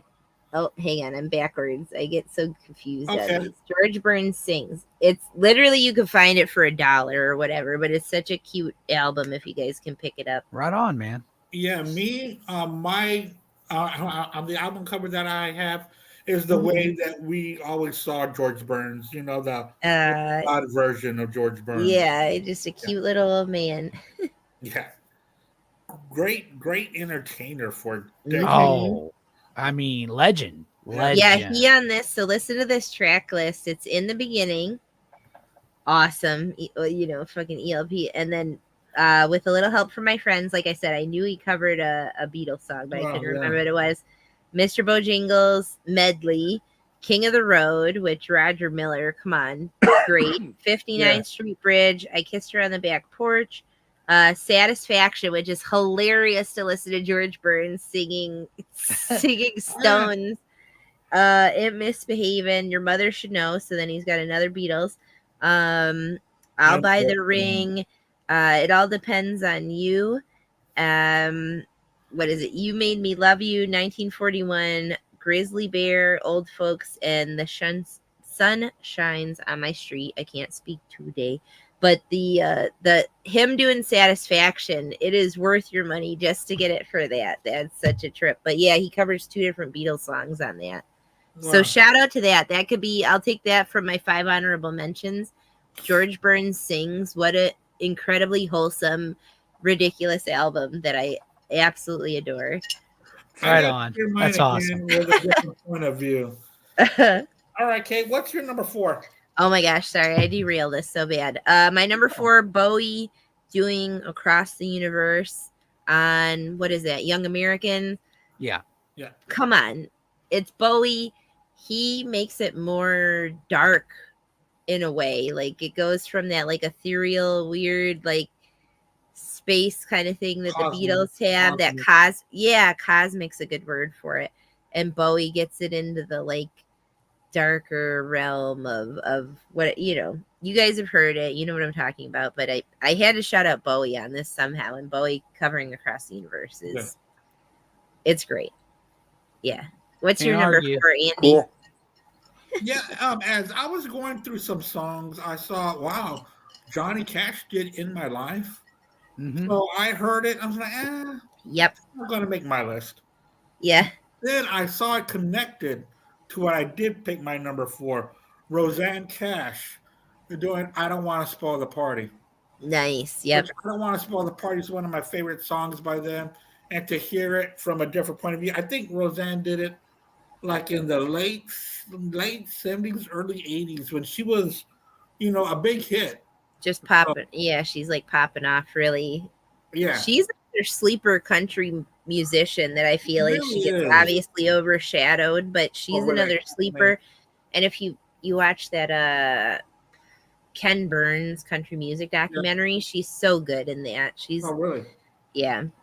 Yeah. That's an awesome documentary. Mhm. Yeah, Oh man, yeah. So that's my number 4 is Roseanne Cash. She's so good. That's a good pick, man. That's so good. And also, there's another country female lady that dropped off of my honorable mention, but Emmylou Harris. Emmylou's got a Beatles one too. Yeah. That's for no one, but it's so good because that's such a great Revolver track. And R.I.P. When is she we just lost her last year? Was it this beginning of this year? Last year. Emmylou, man, what a champion of country music too. Number 3, Mike. Number 3. All right. Now this one, again, just doing research, man, but it made my list because it's just so badass. And this was not easy, man. Like I've got more than just 5 unmentioned or honorable mentions, because there's just so many great artists out there and that have done great Beatle covers. But this one just blew me away because I went through a whole list and one of them was Alice Cooper. And I'm like, when the hell did Alice Cooper ever do a Beatles song? Well, apparently a bunch of metal dudes got together and they put a tribute album called Butchering the Beatles. Wow. And it's Alice Cooper with Steve Vai, Duff McKagan, and Mickey D doing Hey Bulldog. Holy shit, man. This is awesome. You guys have to check it out. It's so good that I just bought the album, the digital version of the album from Amazon Music. I listened to the album. Yeah, it's a good one. Yeah, but there's some other really cool covers too, man. Yeah, you got to check it out, dude. It's badass. So, I mean, come on, listen to that. It's a murderer's rows of musicians there, man. I mean, yeah, I was like, wow. I got to check that out. Yeah. Awesome. Yes, it was very, very cool. I mean, I love Alice Cooper, so Oh yeah. And what's funny is that's one of my twin brother Marky. That's one of his all-time favorite Beatles songs. Man, he loves Hey Bulldog. Yeah, that's a good track too. Oh, it's a great track. Yeah. I'm still here. I have low bandwidth, so I turned off my camera. But yeah, Charles and I always pick that on our Beatles shows. That's one we love. Love that track, and hopefully, fingers crossed, not to spoil it, but I'm going to do Jeremy Hillary Boob PhD as a Halloween costume. I have it ready. I got to figure out the tail and the mask, but I want to do that. I've always wanted to because it's such a cool, weird yellow submarine thing. Oh, yeah. Al, what's your number 3? All right, my number 3, my love for this band grows more and more every year. Like, I've been talking about this band a lot, like in a lot of like past podcasts, and and I just love them so much, man. And they really creeped into like my top 10 like favorite bands of all time. And the band is Humble Pie, and they did a version of Rain on a 1975 album called Street Rats. And the version that they do, it's now Steve Marriott and bassist Greg Ridley trade off lead vocals on this version, and it's just so freaking soulful, and like the guitars are awesome on it. If you got to listen to it, man, because it doesn't sound like the original. It's just like their take on it. They make it their own, man. Humble Pie, And huh? like Steve Marriott is one of my favorite vocalists of all time. I mean, that guy. You want to talk about like somebody who's influenced like Paul Stanley, Bon Scott, like guys like that. It's Steve Marriott, man. You know, he's God to me. He's like one of my favorite vocalists. And Wow. you got to hear this version of Rain. And it's for the fact that it's number 3 on my list speaks volumes of how much For the I other love ones. it and how great it is, man. So I mean, I'm gonna put this list up on my group. So like my list. So if you guys ever want to revisit anything, go and check it out. But yeah, Humble Pie doing Rain, and it's fucking incredible, man. Just so soulful, and just it's only the way Steve Marriott can deliver it, man. Just incredible. So that's my number 3. Man, Cool. and I love the way that song ends by the Beatles with Ringo just going off on that track, man. He's really fantastic. Good old Ringo. Yeah. If you guys, I'll do my number 3, but I was gonna say I'll make a playlist. If you guys send me your lists and I'll do mine, I'll make a playlist of all our Beatles covers and I'll post it. That'd be great, man. I did that for the Halloween app and that was fun. Yeah, It turned out to be a good playlist. Yeah, I love that you did that. That was great. Send me those in the chat and I'll make a playlist real quick of all of our top 10 and our honorables. If I can find them on Spotify, I'll make a Spotify playlist out of it. But it turns out really fun. I like the variety we had, especially on that. And this is a huge variety. Yeah. It really is. We're coming up with really good bands and artists. All right. Hey, what's your number 3? So this being my number 3 speaks a lot about how incredible the other top 2 are on my list because I'm obsessed. It's Hendrix, Sgt. Pepper, obsessed with Hendrix. Obviously, I've talked about him probably every episode we've ever done of Black Spinner, but like every podcast we've ever done, I've talked about Hendrix somehow. But Hendrix hears Sgt. Pepper's album and learns it in 24 hours, and the next day he's playing it live, and McCartney sees him playing it live, and especially this, like obviously the main title track, but insane. Could you imagine learning an entire album in like a day, literally a day? And then to play it. 1967, and he just like watch out. Brand new, like it just came out, man. That's literally mind-blowing. 24 hours. Watch out for your ears, is what Hendrix says, and freaking plays it soup to nuts. And McCartney and Harrison are in the audience. Could you imagine that? Like, drop an album that you're the Beatles, you drop an album and you go to see Hendrix, who, like, you obviously know he's a murderer and phenomenal guitar player. So you go to see him and he plays your whole album in 24 hours. Like, what a brilliant, obviously, I can't even say it because I'm so ecstatic about knowing this story. I was just watching that video before. Thinking of like Hendrix is trying to keep the vibe of Sgt. Pepper alive throughout his unfortunately short career, but trying to keep that vibe alive. And that's like he dedicates all of his costumes, which is outfits, whatever costumes in my mind, because he's trying to mimic that, and the colors and such a beautiful homage to their album that isn't even an old album to have an homage to. It's a brand new album. Well, I mean, it kind of speaks volumes, don't it? The great Jimi Hendrix was so blown away by this record. He's like, you know what? I'm going to learn all this and then I'm going to play it. Yeah. Brand new album. Imagine like note for note. He probably listened to it 30 times over the night and memorized the whole thing. And he's such a brilliant guitarist that he just could do it beat for beat. And there's this Amazing. interview, or no, it was in his book. It's like his biography, McCartney's biography, and he says something like it's still obviously a shining memory for him to have been at that show. That's just such a, and he admires him so much that, man, Hendrix was a god. I've talked about him numerous times where I say he's like an alien, that he wasn't from this world. And maybe once upon a time when I was on a mind-altering substance, I convinced myself that Jimi Hendrix was God. Because if you were an omnipotent being, why wouldn't you come to Earth and blow people's minds and check out like this?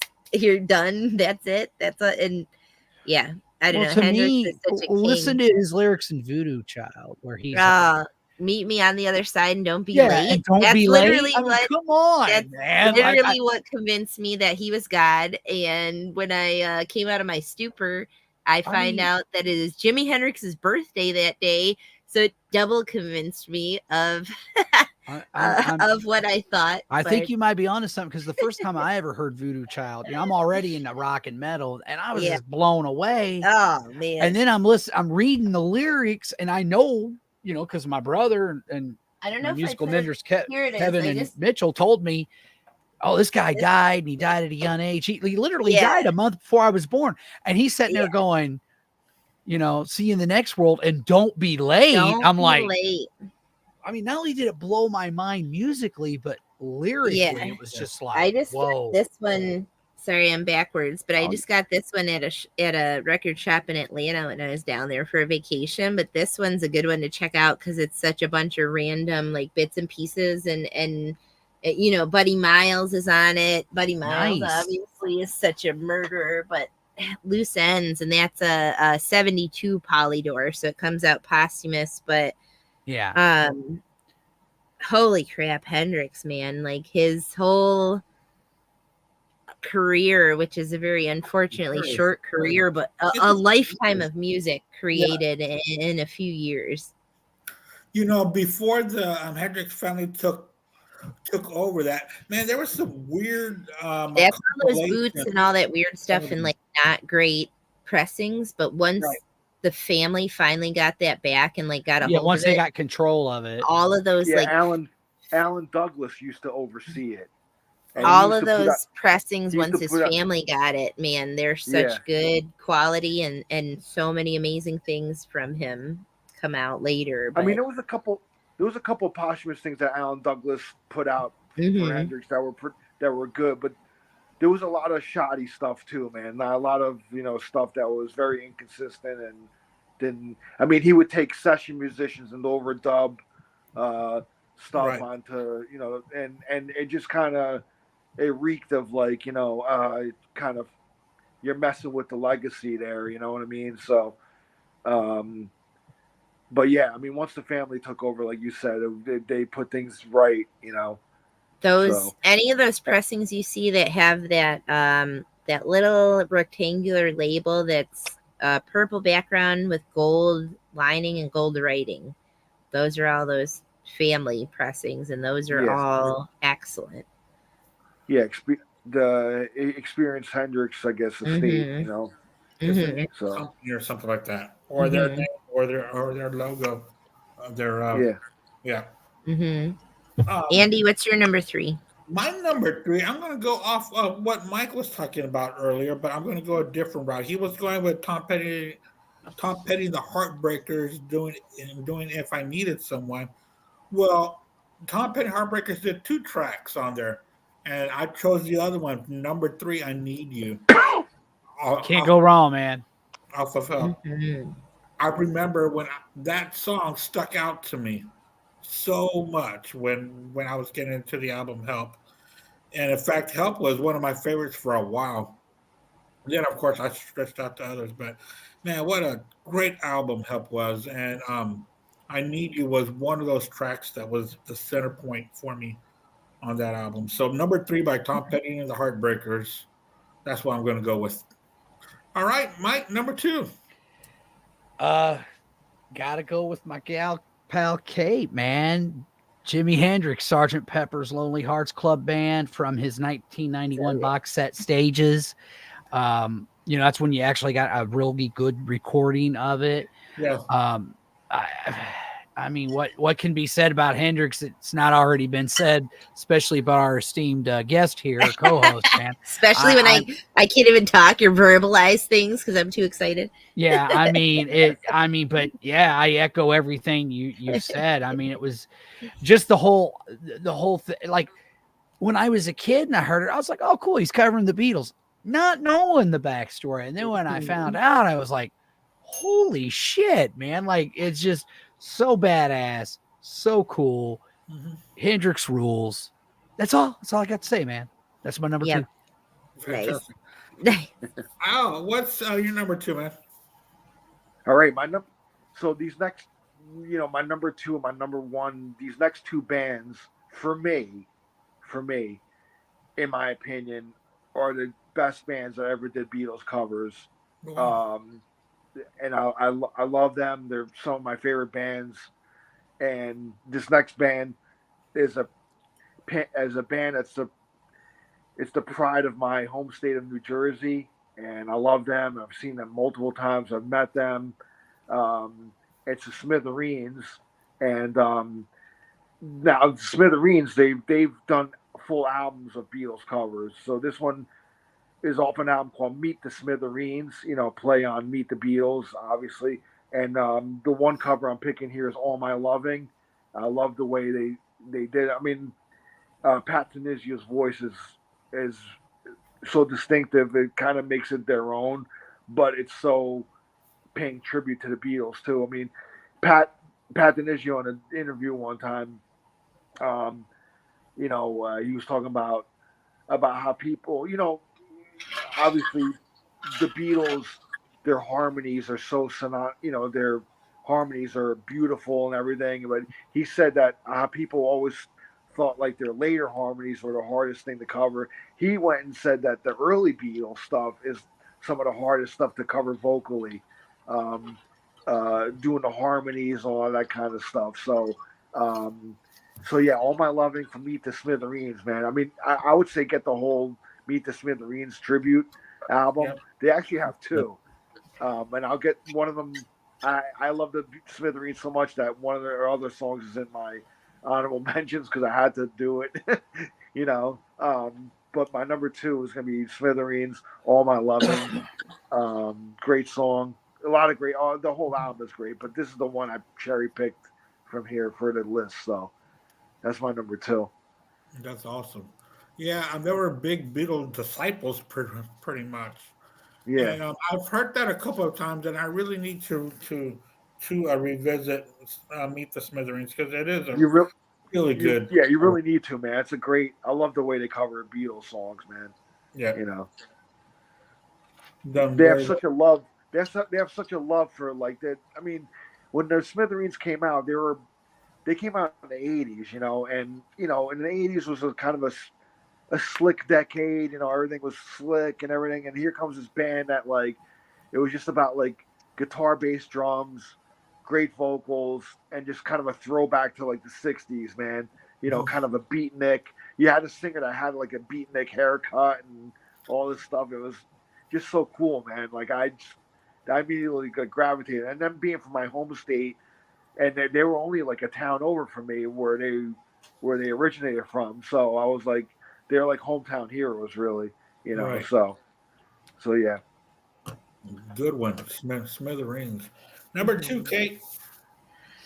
So my number 2, this was really difficult to pick the top 2, trying to put these in order. I did Stevie Wonder, We Could Work It Out, which this is one that I gotta say, I think I like it better than the Beatles. And who could kill it more than Stevie Wonder?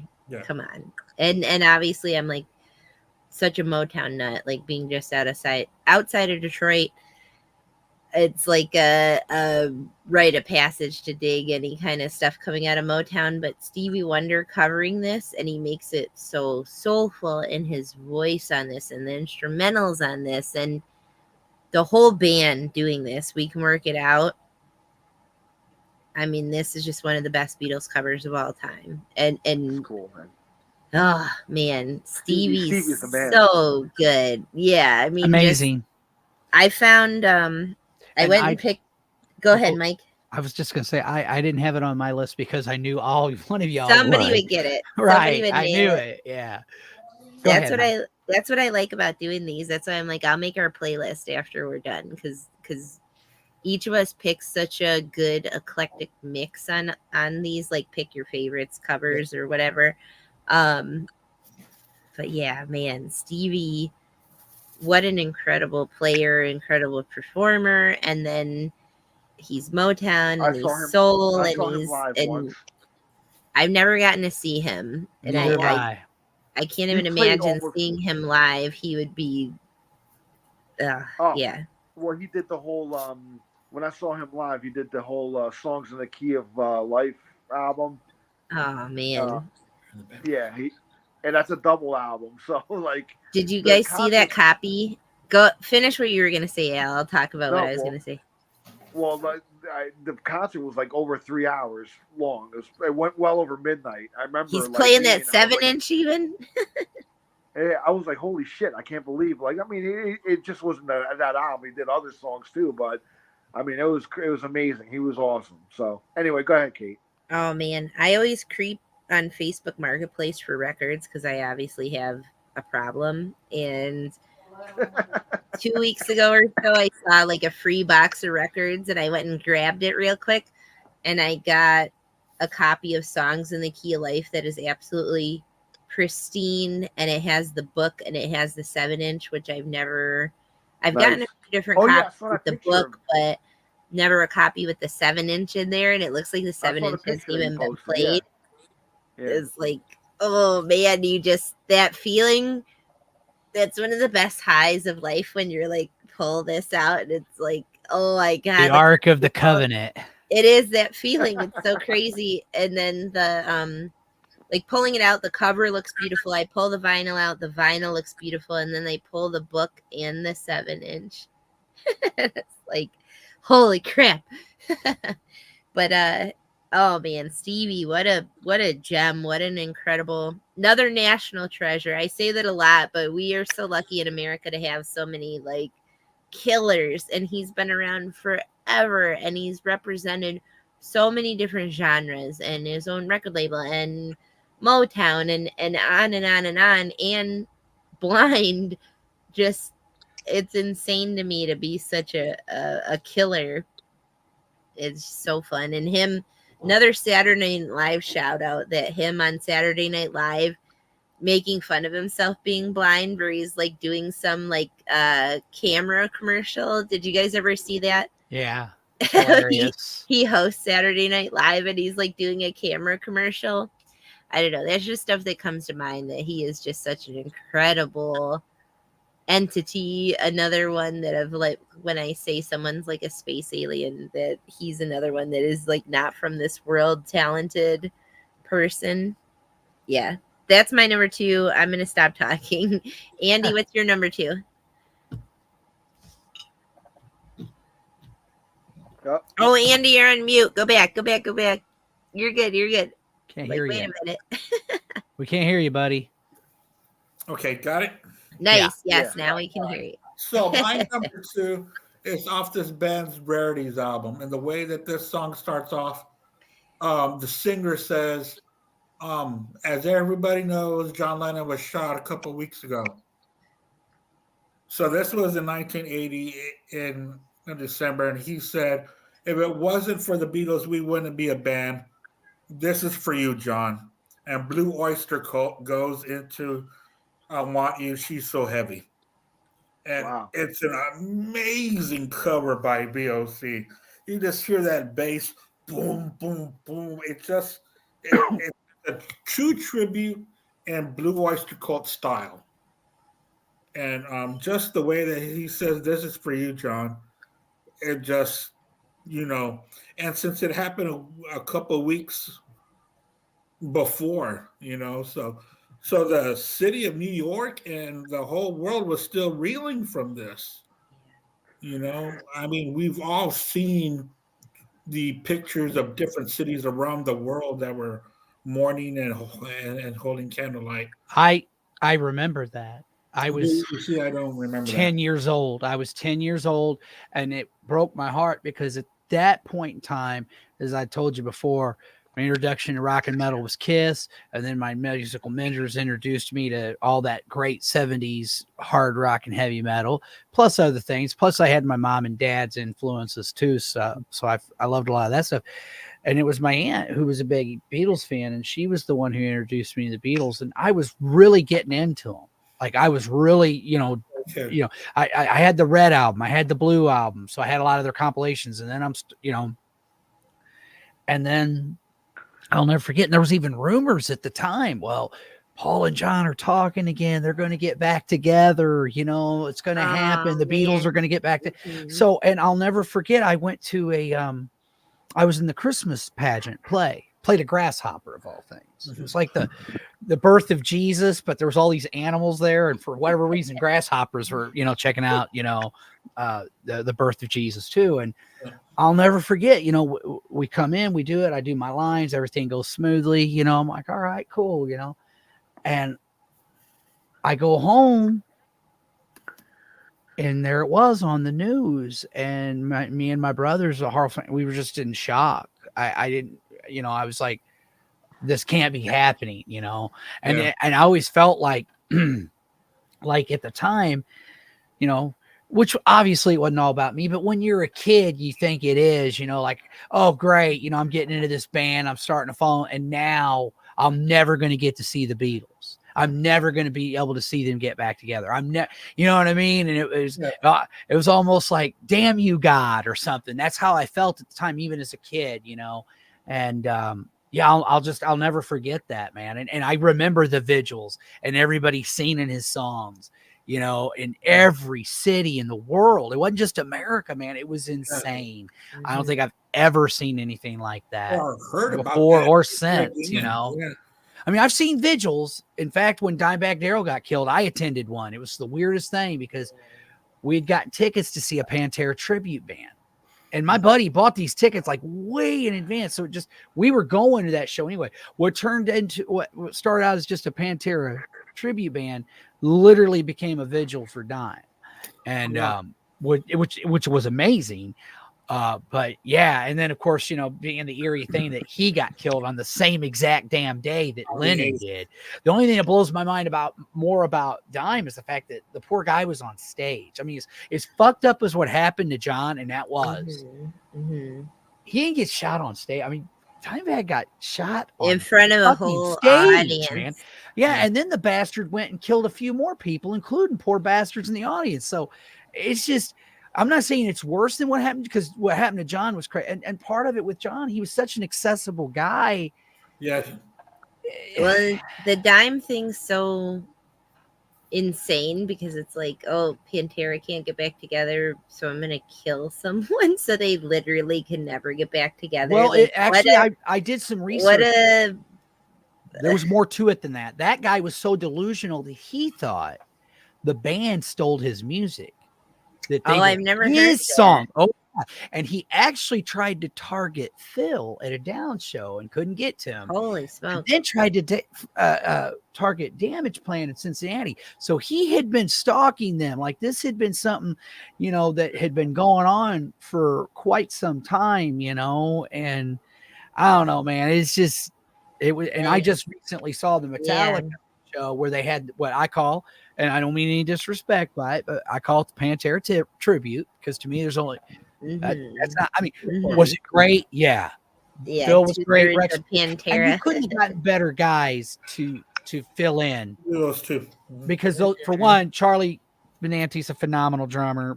Zach Wild's amazing, but they were best friends with Vinny and Dime. Yeah, they were literally that. They were like this. If anybody's gonna, and they've asked Phil more than once, well, you guys, going to call it, are you guys going to record any new music? And Phil's like, well, I'm never going to say never, but if we do, we're not going to call it Pantera. We'll either call ourselves Cowboys from Hell or Domination some kind or of something else, homage. where we'll let you know who we are. But if we release new music, they're going to go the route that Thin Lizzy did. When Thin Lizzy decided to do music, they changed the name to Black Star Riders. When they perform Thin Lizzy music, they're Thin Lizzy. When they do their own thing, it's Black Star Riders, who I saw open for Saxon a few years ago. Awesome show. That would have been cool. Yeah, but yeah, I don't know, man. It's like, so I vividly remember when John got killed, man, and it was just shock. It was just absolute utter shock, and like, man, this isn't real. This can't be happening. Right. Like I said, I turned 10 in October, so I was 10 years old, and I just remember being devastated. We all were, because like I said, I was just getting into the Beatles. Like I was just becoming a fan and going, oh, no wonder Kiss and all my heroes put this here, and the Stones as well. But those bands were like, oh, okay.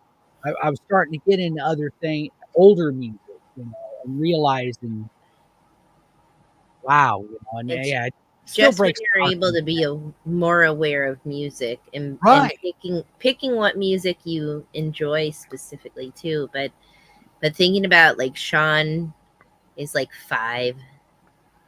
1975. He would have been 5. Or yeah. I mean, it's heartbreaking. With that like now and then thing that I was talking about, watching that mini doc, and then I was watching some stuff where a few years ago they had some guy doing some auto-tune stuff, because Sean's talking about it, and he's like, John would have really been into this because he loved all the experimental stuff. Like he loved messing around with things. He would have loved auto-tuning and playing with that because he hated his voice, which is sad, but George was a lover of all new electronics. And like I'll post this video because it's I love that Claypool calls him Shaner because they do that Lennon Claypool delirium. If you guys haven't checked that out, please check that out. I've seen him live. And seeing Sean is a facsimile of John, which is the most really is. When we saw them, I had to walk away for a minute because I'm like, this is freaking me out that his cadence, his mannerisms, like he's shorter than John, but god damn it, if that isn't John, it is such a mind-bending thing to see in person. And I had to walk away for a minute. It was too much almost for me anyway to think about it, but he's so good, and that obviously Les is incredible. But I'll post this thing. It was kind of cool. It's like Sean going over some different tracks with this guy, and he's like auto-tuning John's voice and doing different things. But what a wild thing to think about, that some maniac, and that's the same with this maniac, how you said like Dimebag, like that they both were murdered. That's crazy. Obsessive person that has this like thing in their head of how to get noticed, or how, like, I'd never heard that thing that you said, Mike, with the guy. Like there was people who knew he was off his rocker. I've never heard that. There was one time, man, he was jamming with this band or whatever, and he's like, I wrote some lyrics, man, here you go. And he's reading them, and he's like, bro, these are Pantera lyrics. He's like, they're mine. Phil stole them from me. Like, holy crap. No, I always thought it was like how people tell a story that it's like Pantera's not getting back together, so he's gonna kill him. It's like, well, now they can never get back together because you're a psycho. But I've never heard that before. But apparently there was more to it than that. Like, he really thought that they could read his mind, that they took his music from him. Like, he was, insane, and what the guy needed help is what he needed. He didn't need somebody letting him buy a gun, which apparently his mom bought it for him or somebody. Oh, man. I mean, the guy was even kicked out of the military. He was Section 8. He needed help. People knew he was delusional. So I'm like, again, man, scary. That's just about make me go on a meltdown. And if there was like a better government-funded mental health program, would this person not been killed? But years ago, they cut all that out. So now that's why you got so many homeless people. That's why you got so many people. And what do? They send them in my facilities, which is actually nursing homes, which they're not we can't really properly take care of them because we're not fucking. They're not fit to. technically elderly. They're Right. It's Yeah. just a mess, man. The whole thing is a mess. I And, just remember being a kid, like in Michigan, when Engler was our governor, and Engler closed all the institutions here in Michigan, and they turned everyone out on the street. Like, it's just such a. But I don't want to get into that. That's a real deep rabbit hole, and I've talked about some of that before. I don't want to bum everyone I understand. out. I don't want to bum everyone out, but yeah, like could you imagine if what Mark David Chapman had any kind of help, or Nathan Gale, the guy that killed Dimebag. Yeah, if somebody would just been like, bro, let's take you to a treatment center. Let's get to a center. You need help, dude. You need to take you need to but at the same time, you got my nephew who is he's schizoaffective disorder. He has a double whammy. He's bipolar and schizophrenic. And the thing that where he comes from, and he had a literal like psychotic breakdown. I had to have him committed. It was one of the hardest things I've ever had to do. It was horrible. He was scared to death. He didn't know what was going on. The guilt for the caretaker is just unreal. And he and I'll never forget though, but I was the only one he'd listen to. He wouldn't listen to anybody else. And what happened when I got there, because we had taken him there, and then I had to go back to work because I accidentally took the keys to the cart with me. So I had to drive all the way back to work, drive all the way there. Then I'm stuck behind a train. In the meantime, I'm getting text messages. He's going off. He's looking for you. They think you. And this was right after Robin Williams died. And my nephew at the point was so far gone that he was like, Robin Williams isn't dead. The government's got him. They've taken him hostage. He was just totally paranoid. But it's real. To him, it's real. It's real. It's just as real as this conversation we're having right now. And the thing is, now that he's gotten better and he takes his medicine, he'll even tell me, I know it wasn't real, but at the time, Uncle Mike, it felt real. So real. Like he felt like the whole world was going insane and he was the only sane person left. He was scared to death. And I just remember when I got there, man, I said, you know who I am? And he just looks at me like I'm stupid. Well, yeah, you're my Uncle Mike. And I said, well, all right, when these people are trying to help you, man. So when they tell you to do something, you treat it as if I told you. And he goes, they're going to give you a shot to relax you. You need some sleep, dude. You've been going a whole week without any sleep. And he just looked at me. He goes, are you going to be here when I wake up? Oh man, yeah. And I couldn't lie to him, man. I was like, no, buddy, I'm not, but I'll be here every visiting day. I promise you. And he got better. But the thing with him is he's like when you get some people, and it really pisses him off because there are certain people that, especially in the podcasting community, and I'm not going to mention their names, but they'll act like fucking douchebags and then go, well, I had a psychotic breakdown because I'm autistic. That doesn't make an excuse. You want to trigger my nephew, say some bullshit like that. He's like, you know what, motherfucker, you don't even know what a psychotic break is. You have no idea what you're talking about. Number one. Number two, you know what? Bullshit. I take my medicine. Just because you got a mental disorder doesn't give you the right to be a fucking asshole and treat people like shit and go around hurting people, man. And that's the thing, like, as bad as he feels for Nathan Gale and Mark, he's also like, fuck them. They should have went and got help. You know, or somebody should have helped him. Well, he says so. Like, obviously, like Nathan Gale's mom, like, why wouldn't you pursue? Because there's a weird family denial issue that their family doesn't want to accept that they have a problem, because that's like that Nathan Gale thing. It's like his mom goes and buys him a gun. And yeah, I mean, that's what I heard. I don't know if that's true, but I did read that. I know personally, I know a couple people that their family, like I know a couple schizophrenics, and their family denies it and enables stuff to happen. And then they're like, I can't believe they did this. I can't believe blah, blah, blah. And it's like, no, our whole country's so backwards on mental health. Well, the interesting thing about my nephew, though, is he hid it for so long. I mean, the doctors even said that's how intelligent was. Like, he knew something wasn't right. Because I remember sometimes I'd have parties or get-togethers. I'd be like, "Come on out, bro!" And then in the middle of the party, he'd just pull a disappearing act, and I'm like, "Where the hell did he go?" Yeah, and it's because he was seeing and hearing shit that he knew wasn't there.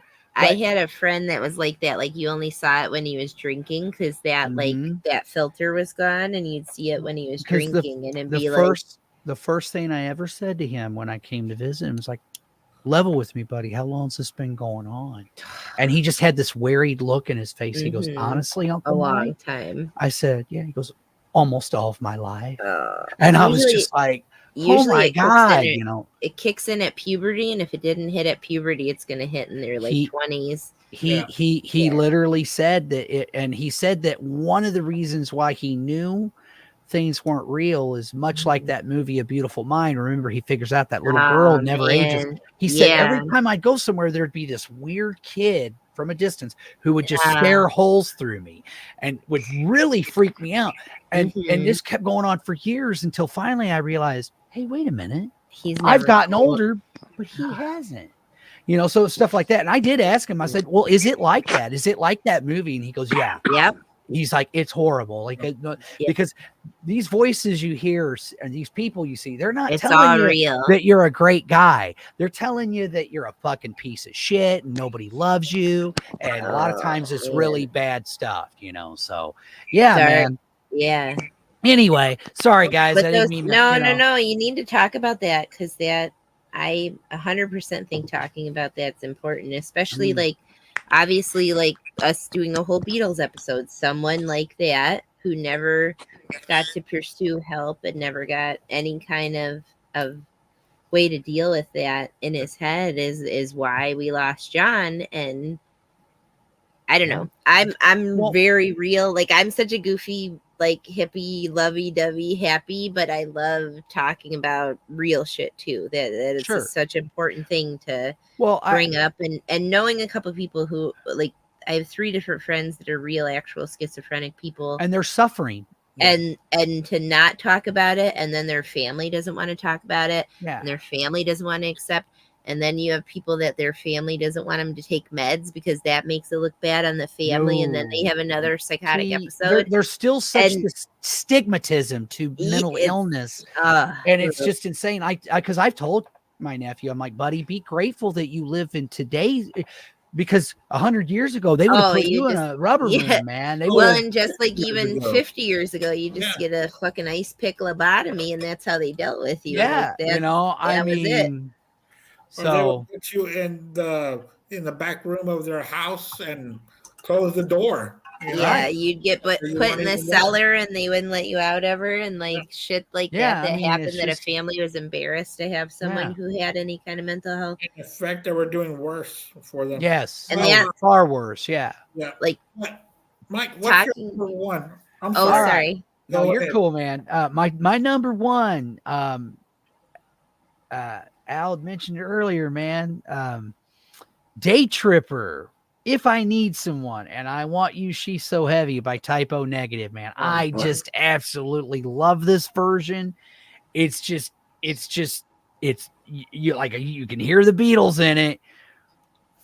But like I said, I think that's why I love them so much. It's like, oh, he said in his mind it was a combination of Black Sabbath and the Beatles, 2 of my favorite bands. Like, that's probably one reason why I loved early Smashing Pumpkins so much too, because Billy Corgan kind of said the same thing, that his 2 biggest influences was was the Beatles and Sabbath, man. And while I don't think the Pumpkins were as heavy as Typo, there's definitely some heaviness in some of their songs, and man, I just love this. But like I said, I got lots of honorable mentions too, so there you go, man. And the thing about the Pumpkins could have even been heavy prog. Oh yeah. Because especially their first album, Gish is a masterpiece as far as I'm concerned. Oh man, love that record. Loved it when it first came out. I was a Pumpkins fan way before anybody knew who the hell they were. That's happened to me with a lot of bands, man. It happened with me, Guns N' Roses. I was listening to that album a year before it broke big. We knew who Guns N' Roses was. We knew White Zombie. We were listening to that a full year before it blew up because of Beavis and Butthead. It's just weird how things like that happen, man. And what's really funny is I would try to turn them on to people. Oh, they're okay. And the next day, oh my God, Guns. And I'm like, like, I don't care if, that you like them, but it's like, oh, they had to break big for you to To Like, I really don't pay know. attention, Yeah, right? come on, Yeah. man. You know? I saw Pumpkins last year, and man, they Oh, blew yeah? my freak. That was the first time I ever saw them, Yeah. and blew my socks off. Like Jane's Addiction opened for them, and I was kind of like, yeah, whatever about Jane's Addiction, which I love them. I was kind of bummed that in my mind, their performance wasn't as good, but man, Pumpkins killed it. Phenomenal live still to this day. Amazing. Yeah, I saw them a couple years ago, but I also saw them during the Melancholy tour, and man, they were just twice. But this last performance that I saw them, to me, was a lot better because they really did put a lot Yeah. of emphasis inside the long guitar solos and the Ah, so long good. this. And when I saw them on Melancholy, they were kind of sticking to, they were a big band at the time. A lot of singles were Yeah. off Yep.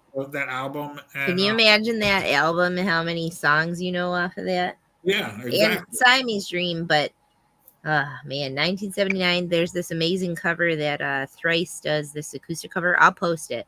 But Yeah. 1979, Thrice doing it. And oh man, what a great band. I was just so impressed by how good they still are. Corrigan can still shred. His voice is still great. Like, I'm sorry to say I've never got that's something I'm going to rectify, but I've never if been you able have to the see chance, they're on Pumpkins. tour again now. If you have the chance to go, I've go heard they're coming with see 'em. Green Day. I'm not the world's biggest. I mean, they're okay. I like a few songs, but I'll probably go just to see the Pumpkins if I can, because I've Look never that seen day them. and get them on StubHub. I bought them. I got my tickets on Groupon. Groupon's great. There's no service charge if you see stuff on Groupon. Mhm. No service fee, and the ticket's probably half off or 25% off or whatever. But that's how I bought those Pumpkins tickets with Jane's Addiction, and man, was Pumpkins. Woo. I didn't know that they were touring with the Green Day. I'm going to have to Yeah, check. they have a tour That's going next on. year. Yeah. Yeah, but Okay. I mean, I Yeah. think tickets are all, you know how they are. They Yeah. sell tickets like a year in advance sometimes. Yeah. But I So- highly recommend seeing Pumpkins. Well, Still I to this want to. day. They're on my bucket list. Yeah. As are a few other bands. They play a so. ton of the hits. They play some of the B-sides, but Yeah, I've seen some great legacy acts though, because in the last few, I got to see McCartney, which was amazing. yeah. I got to see Clapton just recently. I saw Ringo a couple weeks ago. Ringo in the All-Star We missed Band. that show. Because I didn't even know he was coming, and we were already going to a different show, which that was amazing too. But still, it was like, damn it! I'd never seen Ringo, and Nick doesn't care about any of that really, and he's not even that into Beatles. He goes, and I'm like, this is making my stupid little Beatles loving heart so fucking happy right now. Well, yeah, I could have cried. He plays Yellow Submarine. And this little old lady, this little white hair, little blue hair, if you want to call her, but she's like probably 80. She stood up for the whole concert front row. Wow. And he came and talked to her. And then this little kid ran up to the stage and he talked to this little kid and he shakes his hand and he's like, all right, you run back to your mom now. And, oh man, he was such a doll. And to think he's the oldest Beatle is so crazy because he's so vibrant. And band, it's like Colin Hay was incredible. Edgar Winter, which I never seen Edgar Winter, was I can't even I said I'm having a problem with words today and articulating, but Edgar Winter was such a trip because he sounds like an old radio DJ where he's like introducing someone else in the band and he's going on in this alliteration of every letter I've seen of every Winter. word. I saw him with Deep Purple and Alice Cooper a few years ago. He was so freaking amazing. It was so much fun. But if you can catch that all-star band. Here's something that's interesting. I saw, this had been a while back, and I've actually saw it on Facebook. It was a picture of these kids in a car. Mm-hmm. And they're kind of looking, and they cut class to see the Beatles. And the Beatles, I've seen that like motley crew of people in a little. Yeah, it's like these guys in these cars. And I know exactly kids, what you're talking about. And it was Ringo who took the picture, and they told everybody, "Holy shit, Ringo Starr took a photo of us in another car," and nobody believed him. And then years later, Ringo puts out his book. Yep. That picture's in there, and those same kids who are now in their 60s or whatever, they're in the car. And they're doing the same exact pose as the one that Ringo took of him. It was so cool, man. I was like, that is awesome. I paint, and I was like, I need to paint a portrait of those kids in that car because it's such a fantastic It is a great photo, and then to have the recreation of it. because I'm pretty sure it was Ringo who took the photo, and so I just thought I'd mention it since you were talking about so it. good. Yeah. Oh man, that's so cool. Yeah. What's your number one, buddy?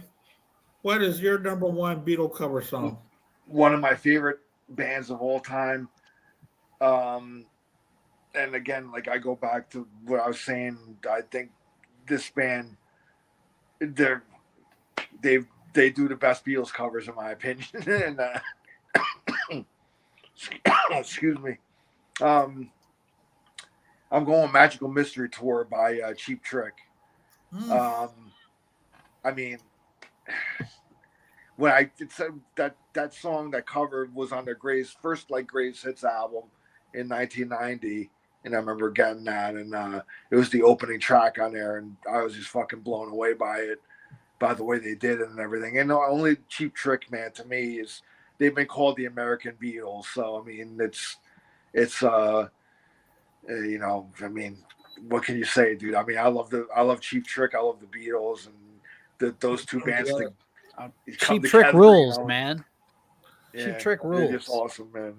I remember that's the first time I saw Cheap Trick live at concert too. Was they were supporting that Greatest Hits album, and I remember them playing Magical Mystery Tour live. Man, I was like, holy shit, you know, this is cool, you know. So, and I saw my Great Adventure in New Jersey, which is an amusement park, which is funny. But anyway, yeah, that's my number one, man. Magical Mystery Tour by Cheap Trick. I was gonna say the Beatles. It is the Beatles, but Cheap Trick's rendition. Yeah. Robin Zander is on my Mount Rushmore vocalist. I mean, he's phenomenal. Top 4 for me, man. Yeah. So phenomenal. Yes, someone had left a comment on here about how they love the Cheap Trick concert where they do Sgt. Pepper's. Yeah. Get that whole album. That whole album is phenomenal, man. Yeah, you know? It is. And one of those songs are going to be my honorable mention. I'll just say that, but I'll unleash it when I get to it. Number one, Kate. All right. That when I said we can work it out, and this was such a hard pick, but I have to go with this induction. I've posted it. I've talked about it. It's George Harrison's posthumous induction into the Rock and Roll Hall of Fame. And March 15th, 2004. Yes. Prince and Jeff Lynne and Steve Winwood and Danny Harrison, which is another one, which is an incredible facsimile of a Beatles son. How I was talking about Sean being a facsimile of John. Danny is George. Big time. And it hits me in the feels so hard. Every time I watch this, I'm like, oh my God, it's George. It's such a freaky Friday type thing of their boys being them. And like Prince is being inducted at the same time. Mm-hmm. And Prince coming into this, like obviously Lynn, and you have like Petty, like who you know, think of who else is on that. Petty and Jeff Lynne and Steve Winwood and all these like murderers, amazing guitarists, amazing musicians. Danny Harrison's up there. They're doing Well, My Guitar Gently Weeps. And Prince comes out to do the solo. And it is mind blowing. His outfit, his persona, his playing, he like falls back into the crowd, and then just a tear off at the end when he throws his guitar and the roadie just catches it. I'm like, this is one of the most amazing live performances of all time. And then it's a Beatles song and a Beatles son and a huge, obviously, Beatles supporter of Jeff Lynne, which is like how I was talking about in those like 95 sessions, trying to figure out now and then he's there and Traveling Wilburys and you know,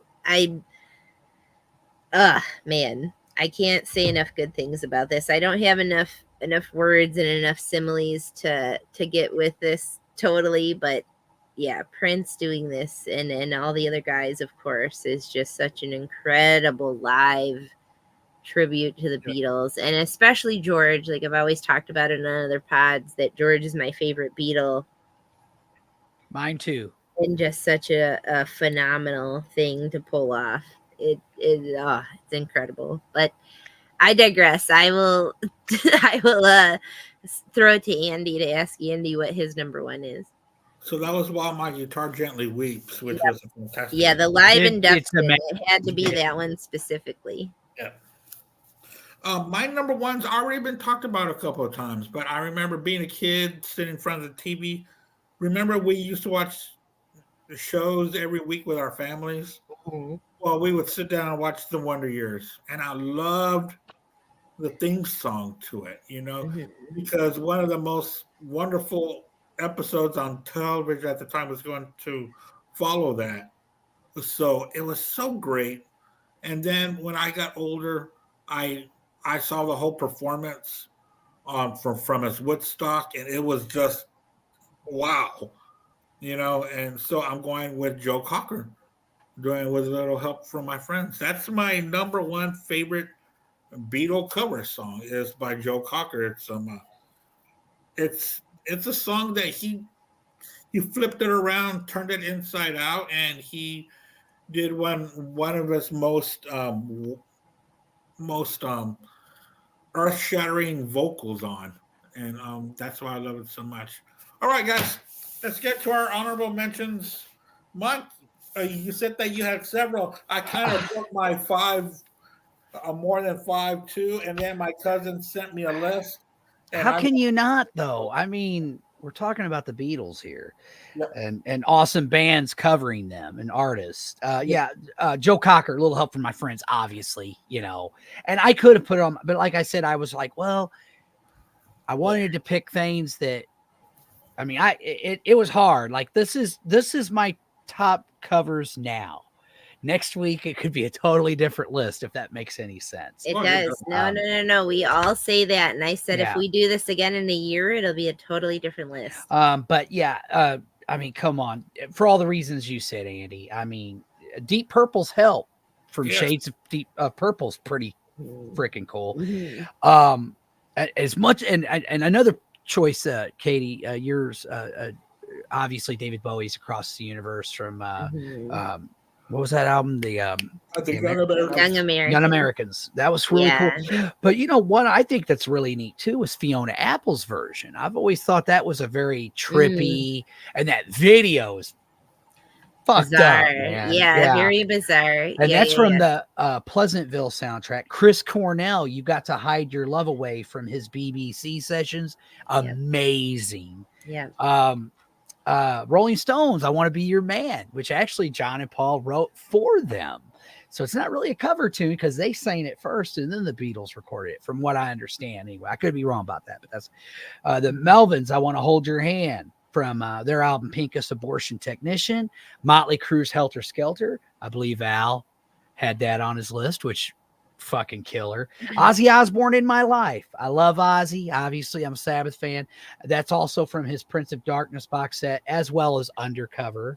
And then Jeff Healey, My Guitar Gently Weeps. Oh man, I forgot about that. That's such awesome version, man. The late great Jeff Healey. Yes. And then Murder. I couldn't really find a recording anywhere, but I've seen the Claypool Linen Delirium with my friend and co-host of the Metal Mike Show, Bill Doe for Real Doe, aka Bill Roseberry. And it was so awesome. The whole time we're watching it, we weren't even really familiar with their music, but I'm like, well, I love the Beatles. And I heard Sean collaborate with Soulfly, Max Cavalera, on that one song that they talked about their dads, because Max lost his dad as a young boy. He was at the same age that Sean was when Sean lost his dad. Oh, wow.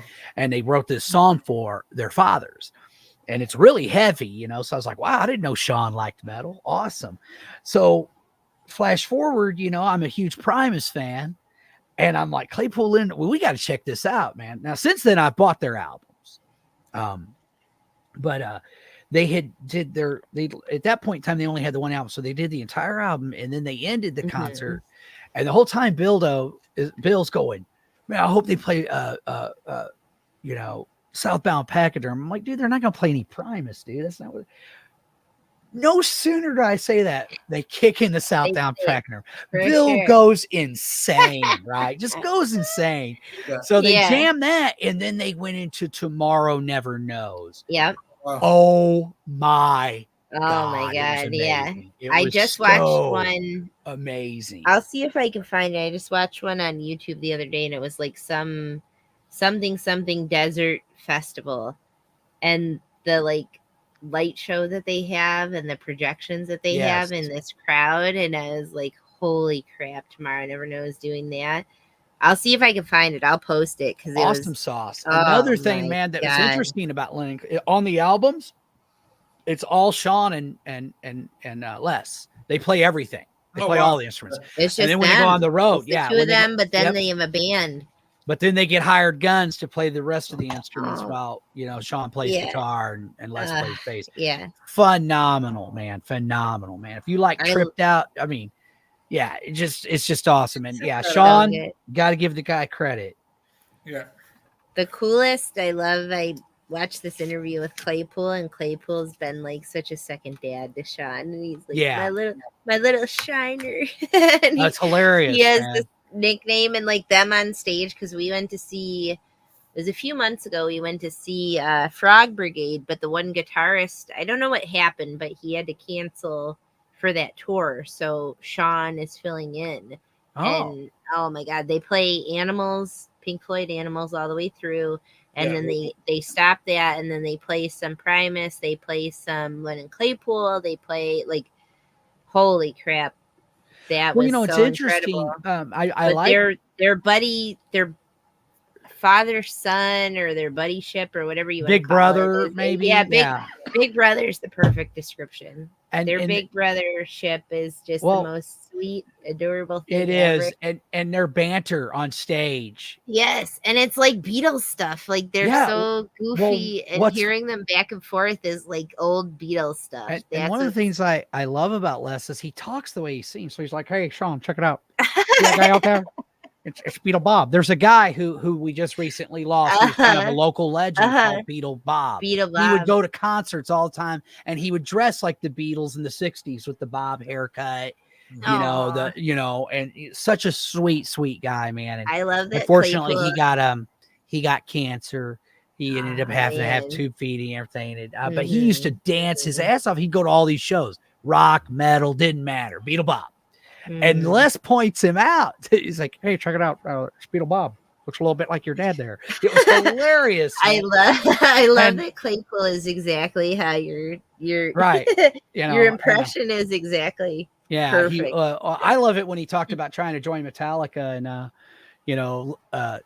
James said, "You might be a little too good for us there, buddy." Yeah, like unless you're too heady for us. And then Les went, many tears were wept that day because I didn't get the gig. And I'm just like, sounds like the lyric of a song, like I love Les Claypool. Les is such a character of a human. But I've never really had a chance to check out any of, because from what I understand, Sean does solo stuff too. And I really like Claypool, Lennon Delirium. So I really need to do a deep dive on his stuff because I like what he's doing with Les. Yeah. Oh, he's so good. He is just such a anyway, those are my honorable mentions, guys. All right.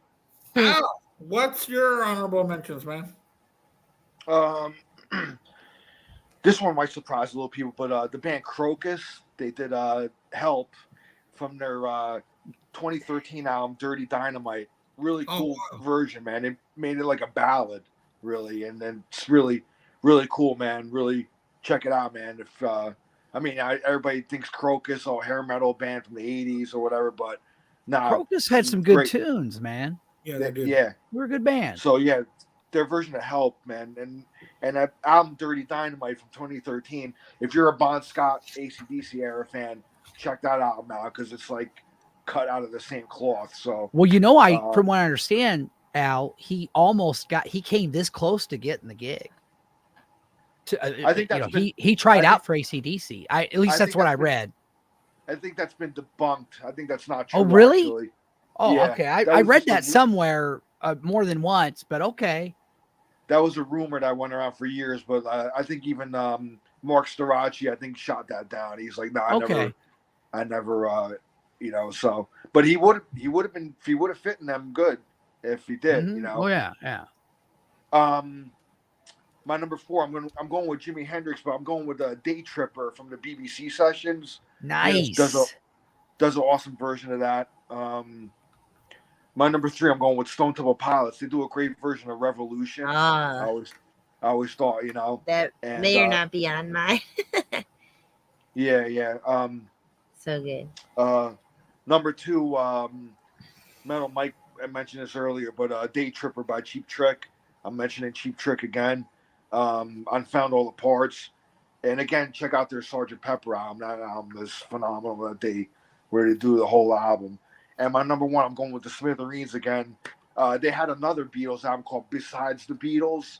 So they did all like B-side stuff, like stuff that, the lesser known like Beatles songs, or if you want to call Beatles songs lesser known.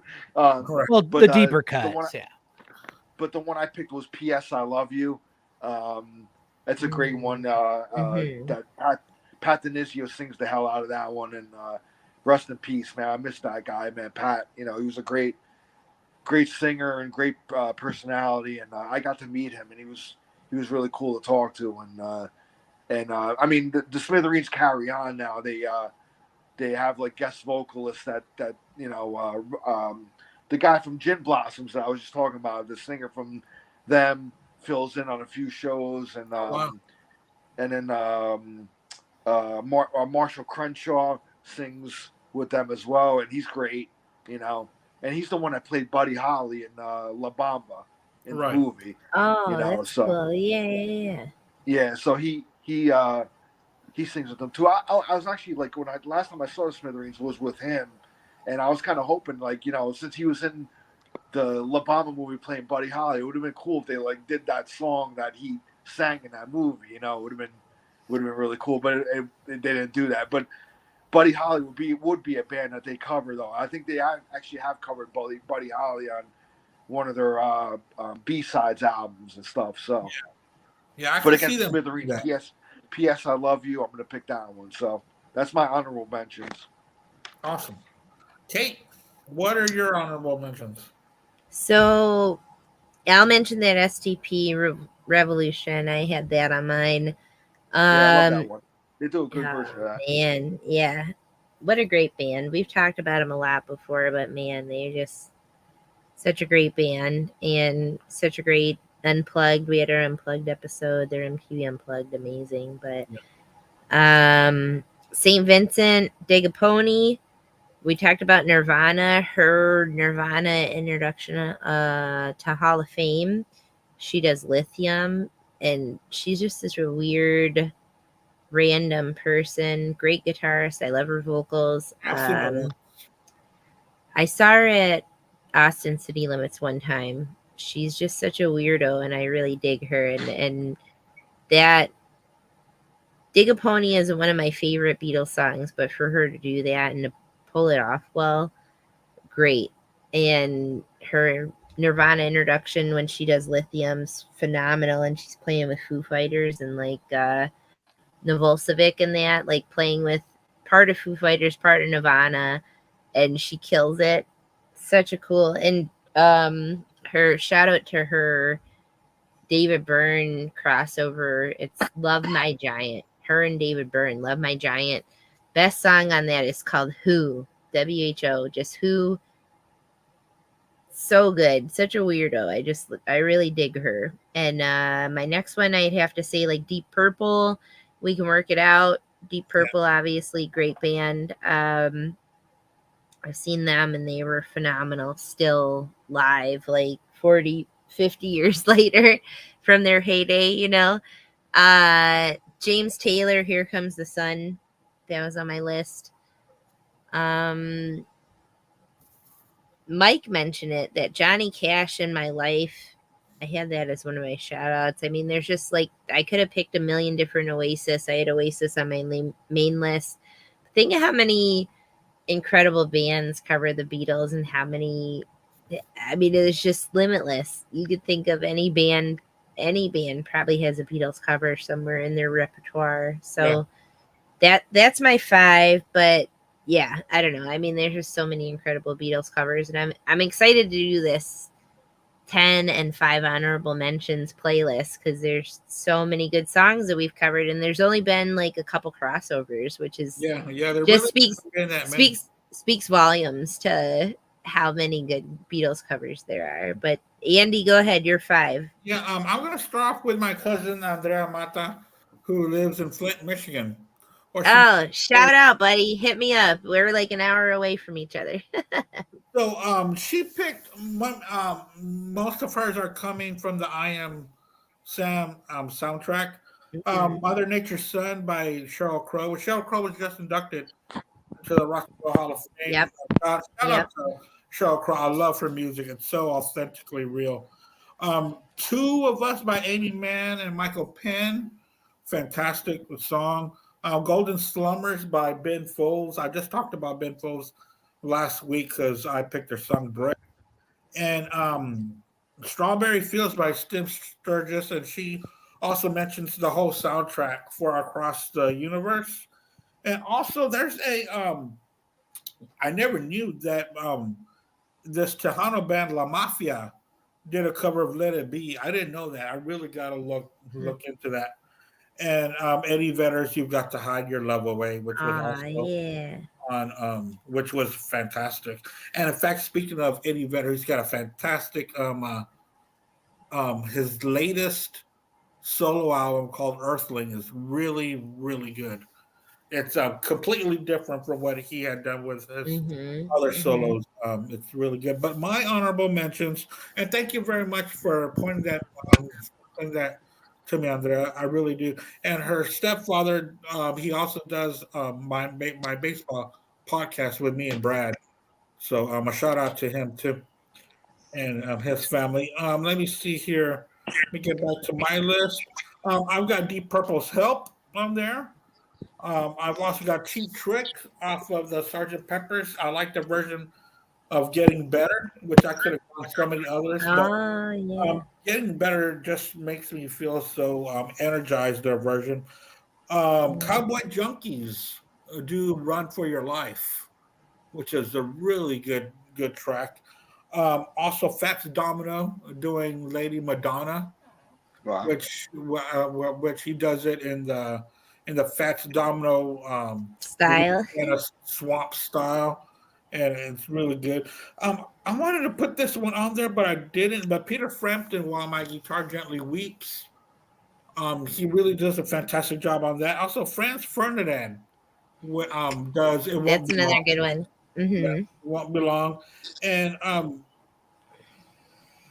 Kate had mentioned the Jerry Garcia band, but she mentioned another song. But they do a Eleanor Rigby melody, which is just a straight up um, instrumental by the Jerry Garcia band. And I also had the Melvins. I Want to Tell You on my list. Rare Earth does a really good Eleanor Mm-hmm. Rigby, and they stretch it out like a Rare Earth would do, a nice 8-minute piece. And I think that's all. Oh yeah, this one too, White Zombie, with Marilyn Manson doing Helter Skelter, which was Yep. really, Yep. which was a really good one with Marilyn Manson taking over on the second verse of that.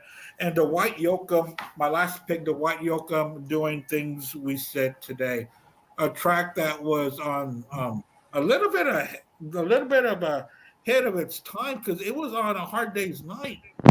It could have simply been Help easily. One I thought of when you were saying that, Living End, Australian rockabilly band. I would call I would call them rockabilly, whatever. Living End uh, does an incredible. I've just seen a face. I thought of it when you were saying yours, but there's so many that you could shout out. It's so wild. so Yes. so those are my honorable mentions. Yeah. So thank you so much, everybody. Thank you, Al. Thank you, Mike. Thank you, Kate, for putting yourselves to find these songs and sharing them with us. This was one of my favorite episodes because I love doing Beatles stuff, and then to do the covers by bands that we love and they love the Beatles just the same. So thank you so much, everybody. Thank you for taking the time to do this because this one was it took time to put this list together. So thank you for doing that. And I'm also Al. I'm thank you for joining us from work from a different location away from home. That took real dedication. Al on location. On location because he could have simply said, "Hey, I'm out of town. I'm not going to be able to make it." So thank you so much. And Kate No, and thank Mike, you, man. thank you so much for rushing home after work. I know that after work, I can't miss a Beatles show. I can't. It can get hectic, 'cause it was kind of It's against my religion to miss a Beatles show. Well, I mean, it broke my heart when I missed that Sabbath one. I was like, oh, yeah. Yeah, that one was, that's I Sabbath hate to one miss was any show you invite me to because I know you're good. You are so good about coordinating and picking shows people want to be on. So I really thank you try to for inviting me. for our fans. I love our of Beatles what I do. shows. So thank yeah, you so much. it's an honor, Andy. Well, Al, thank you. Well, Kate, thank you guys are awesome. Thanks, Thank Mike. Nice seeing And, you. Thanks, Al. Thanks, Andy. And I've been seeing our views, people coming in and out. And thank you so Yeah, much. my commenters are our comments, man. We got a good. Yeah, we had such a great comment. So thank you very much for Jimmy James Schwartz.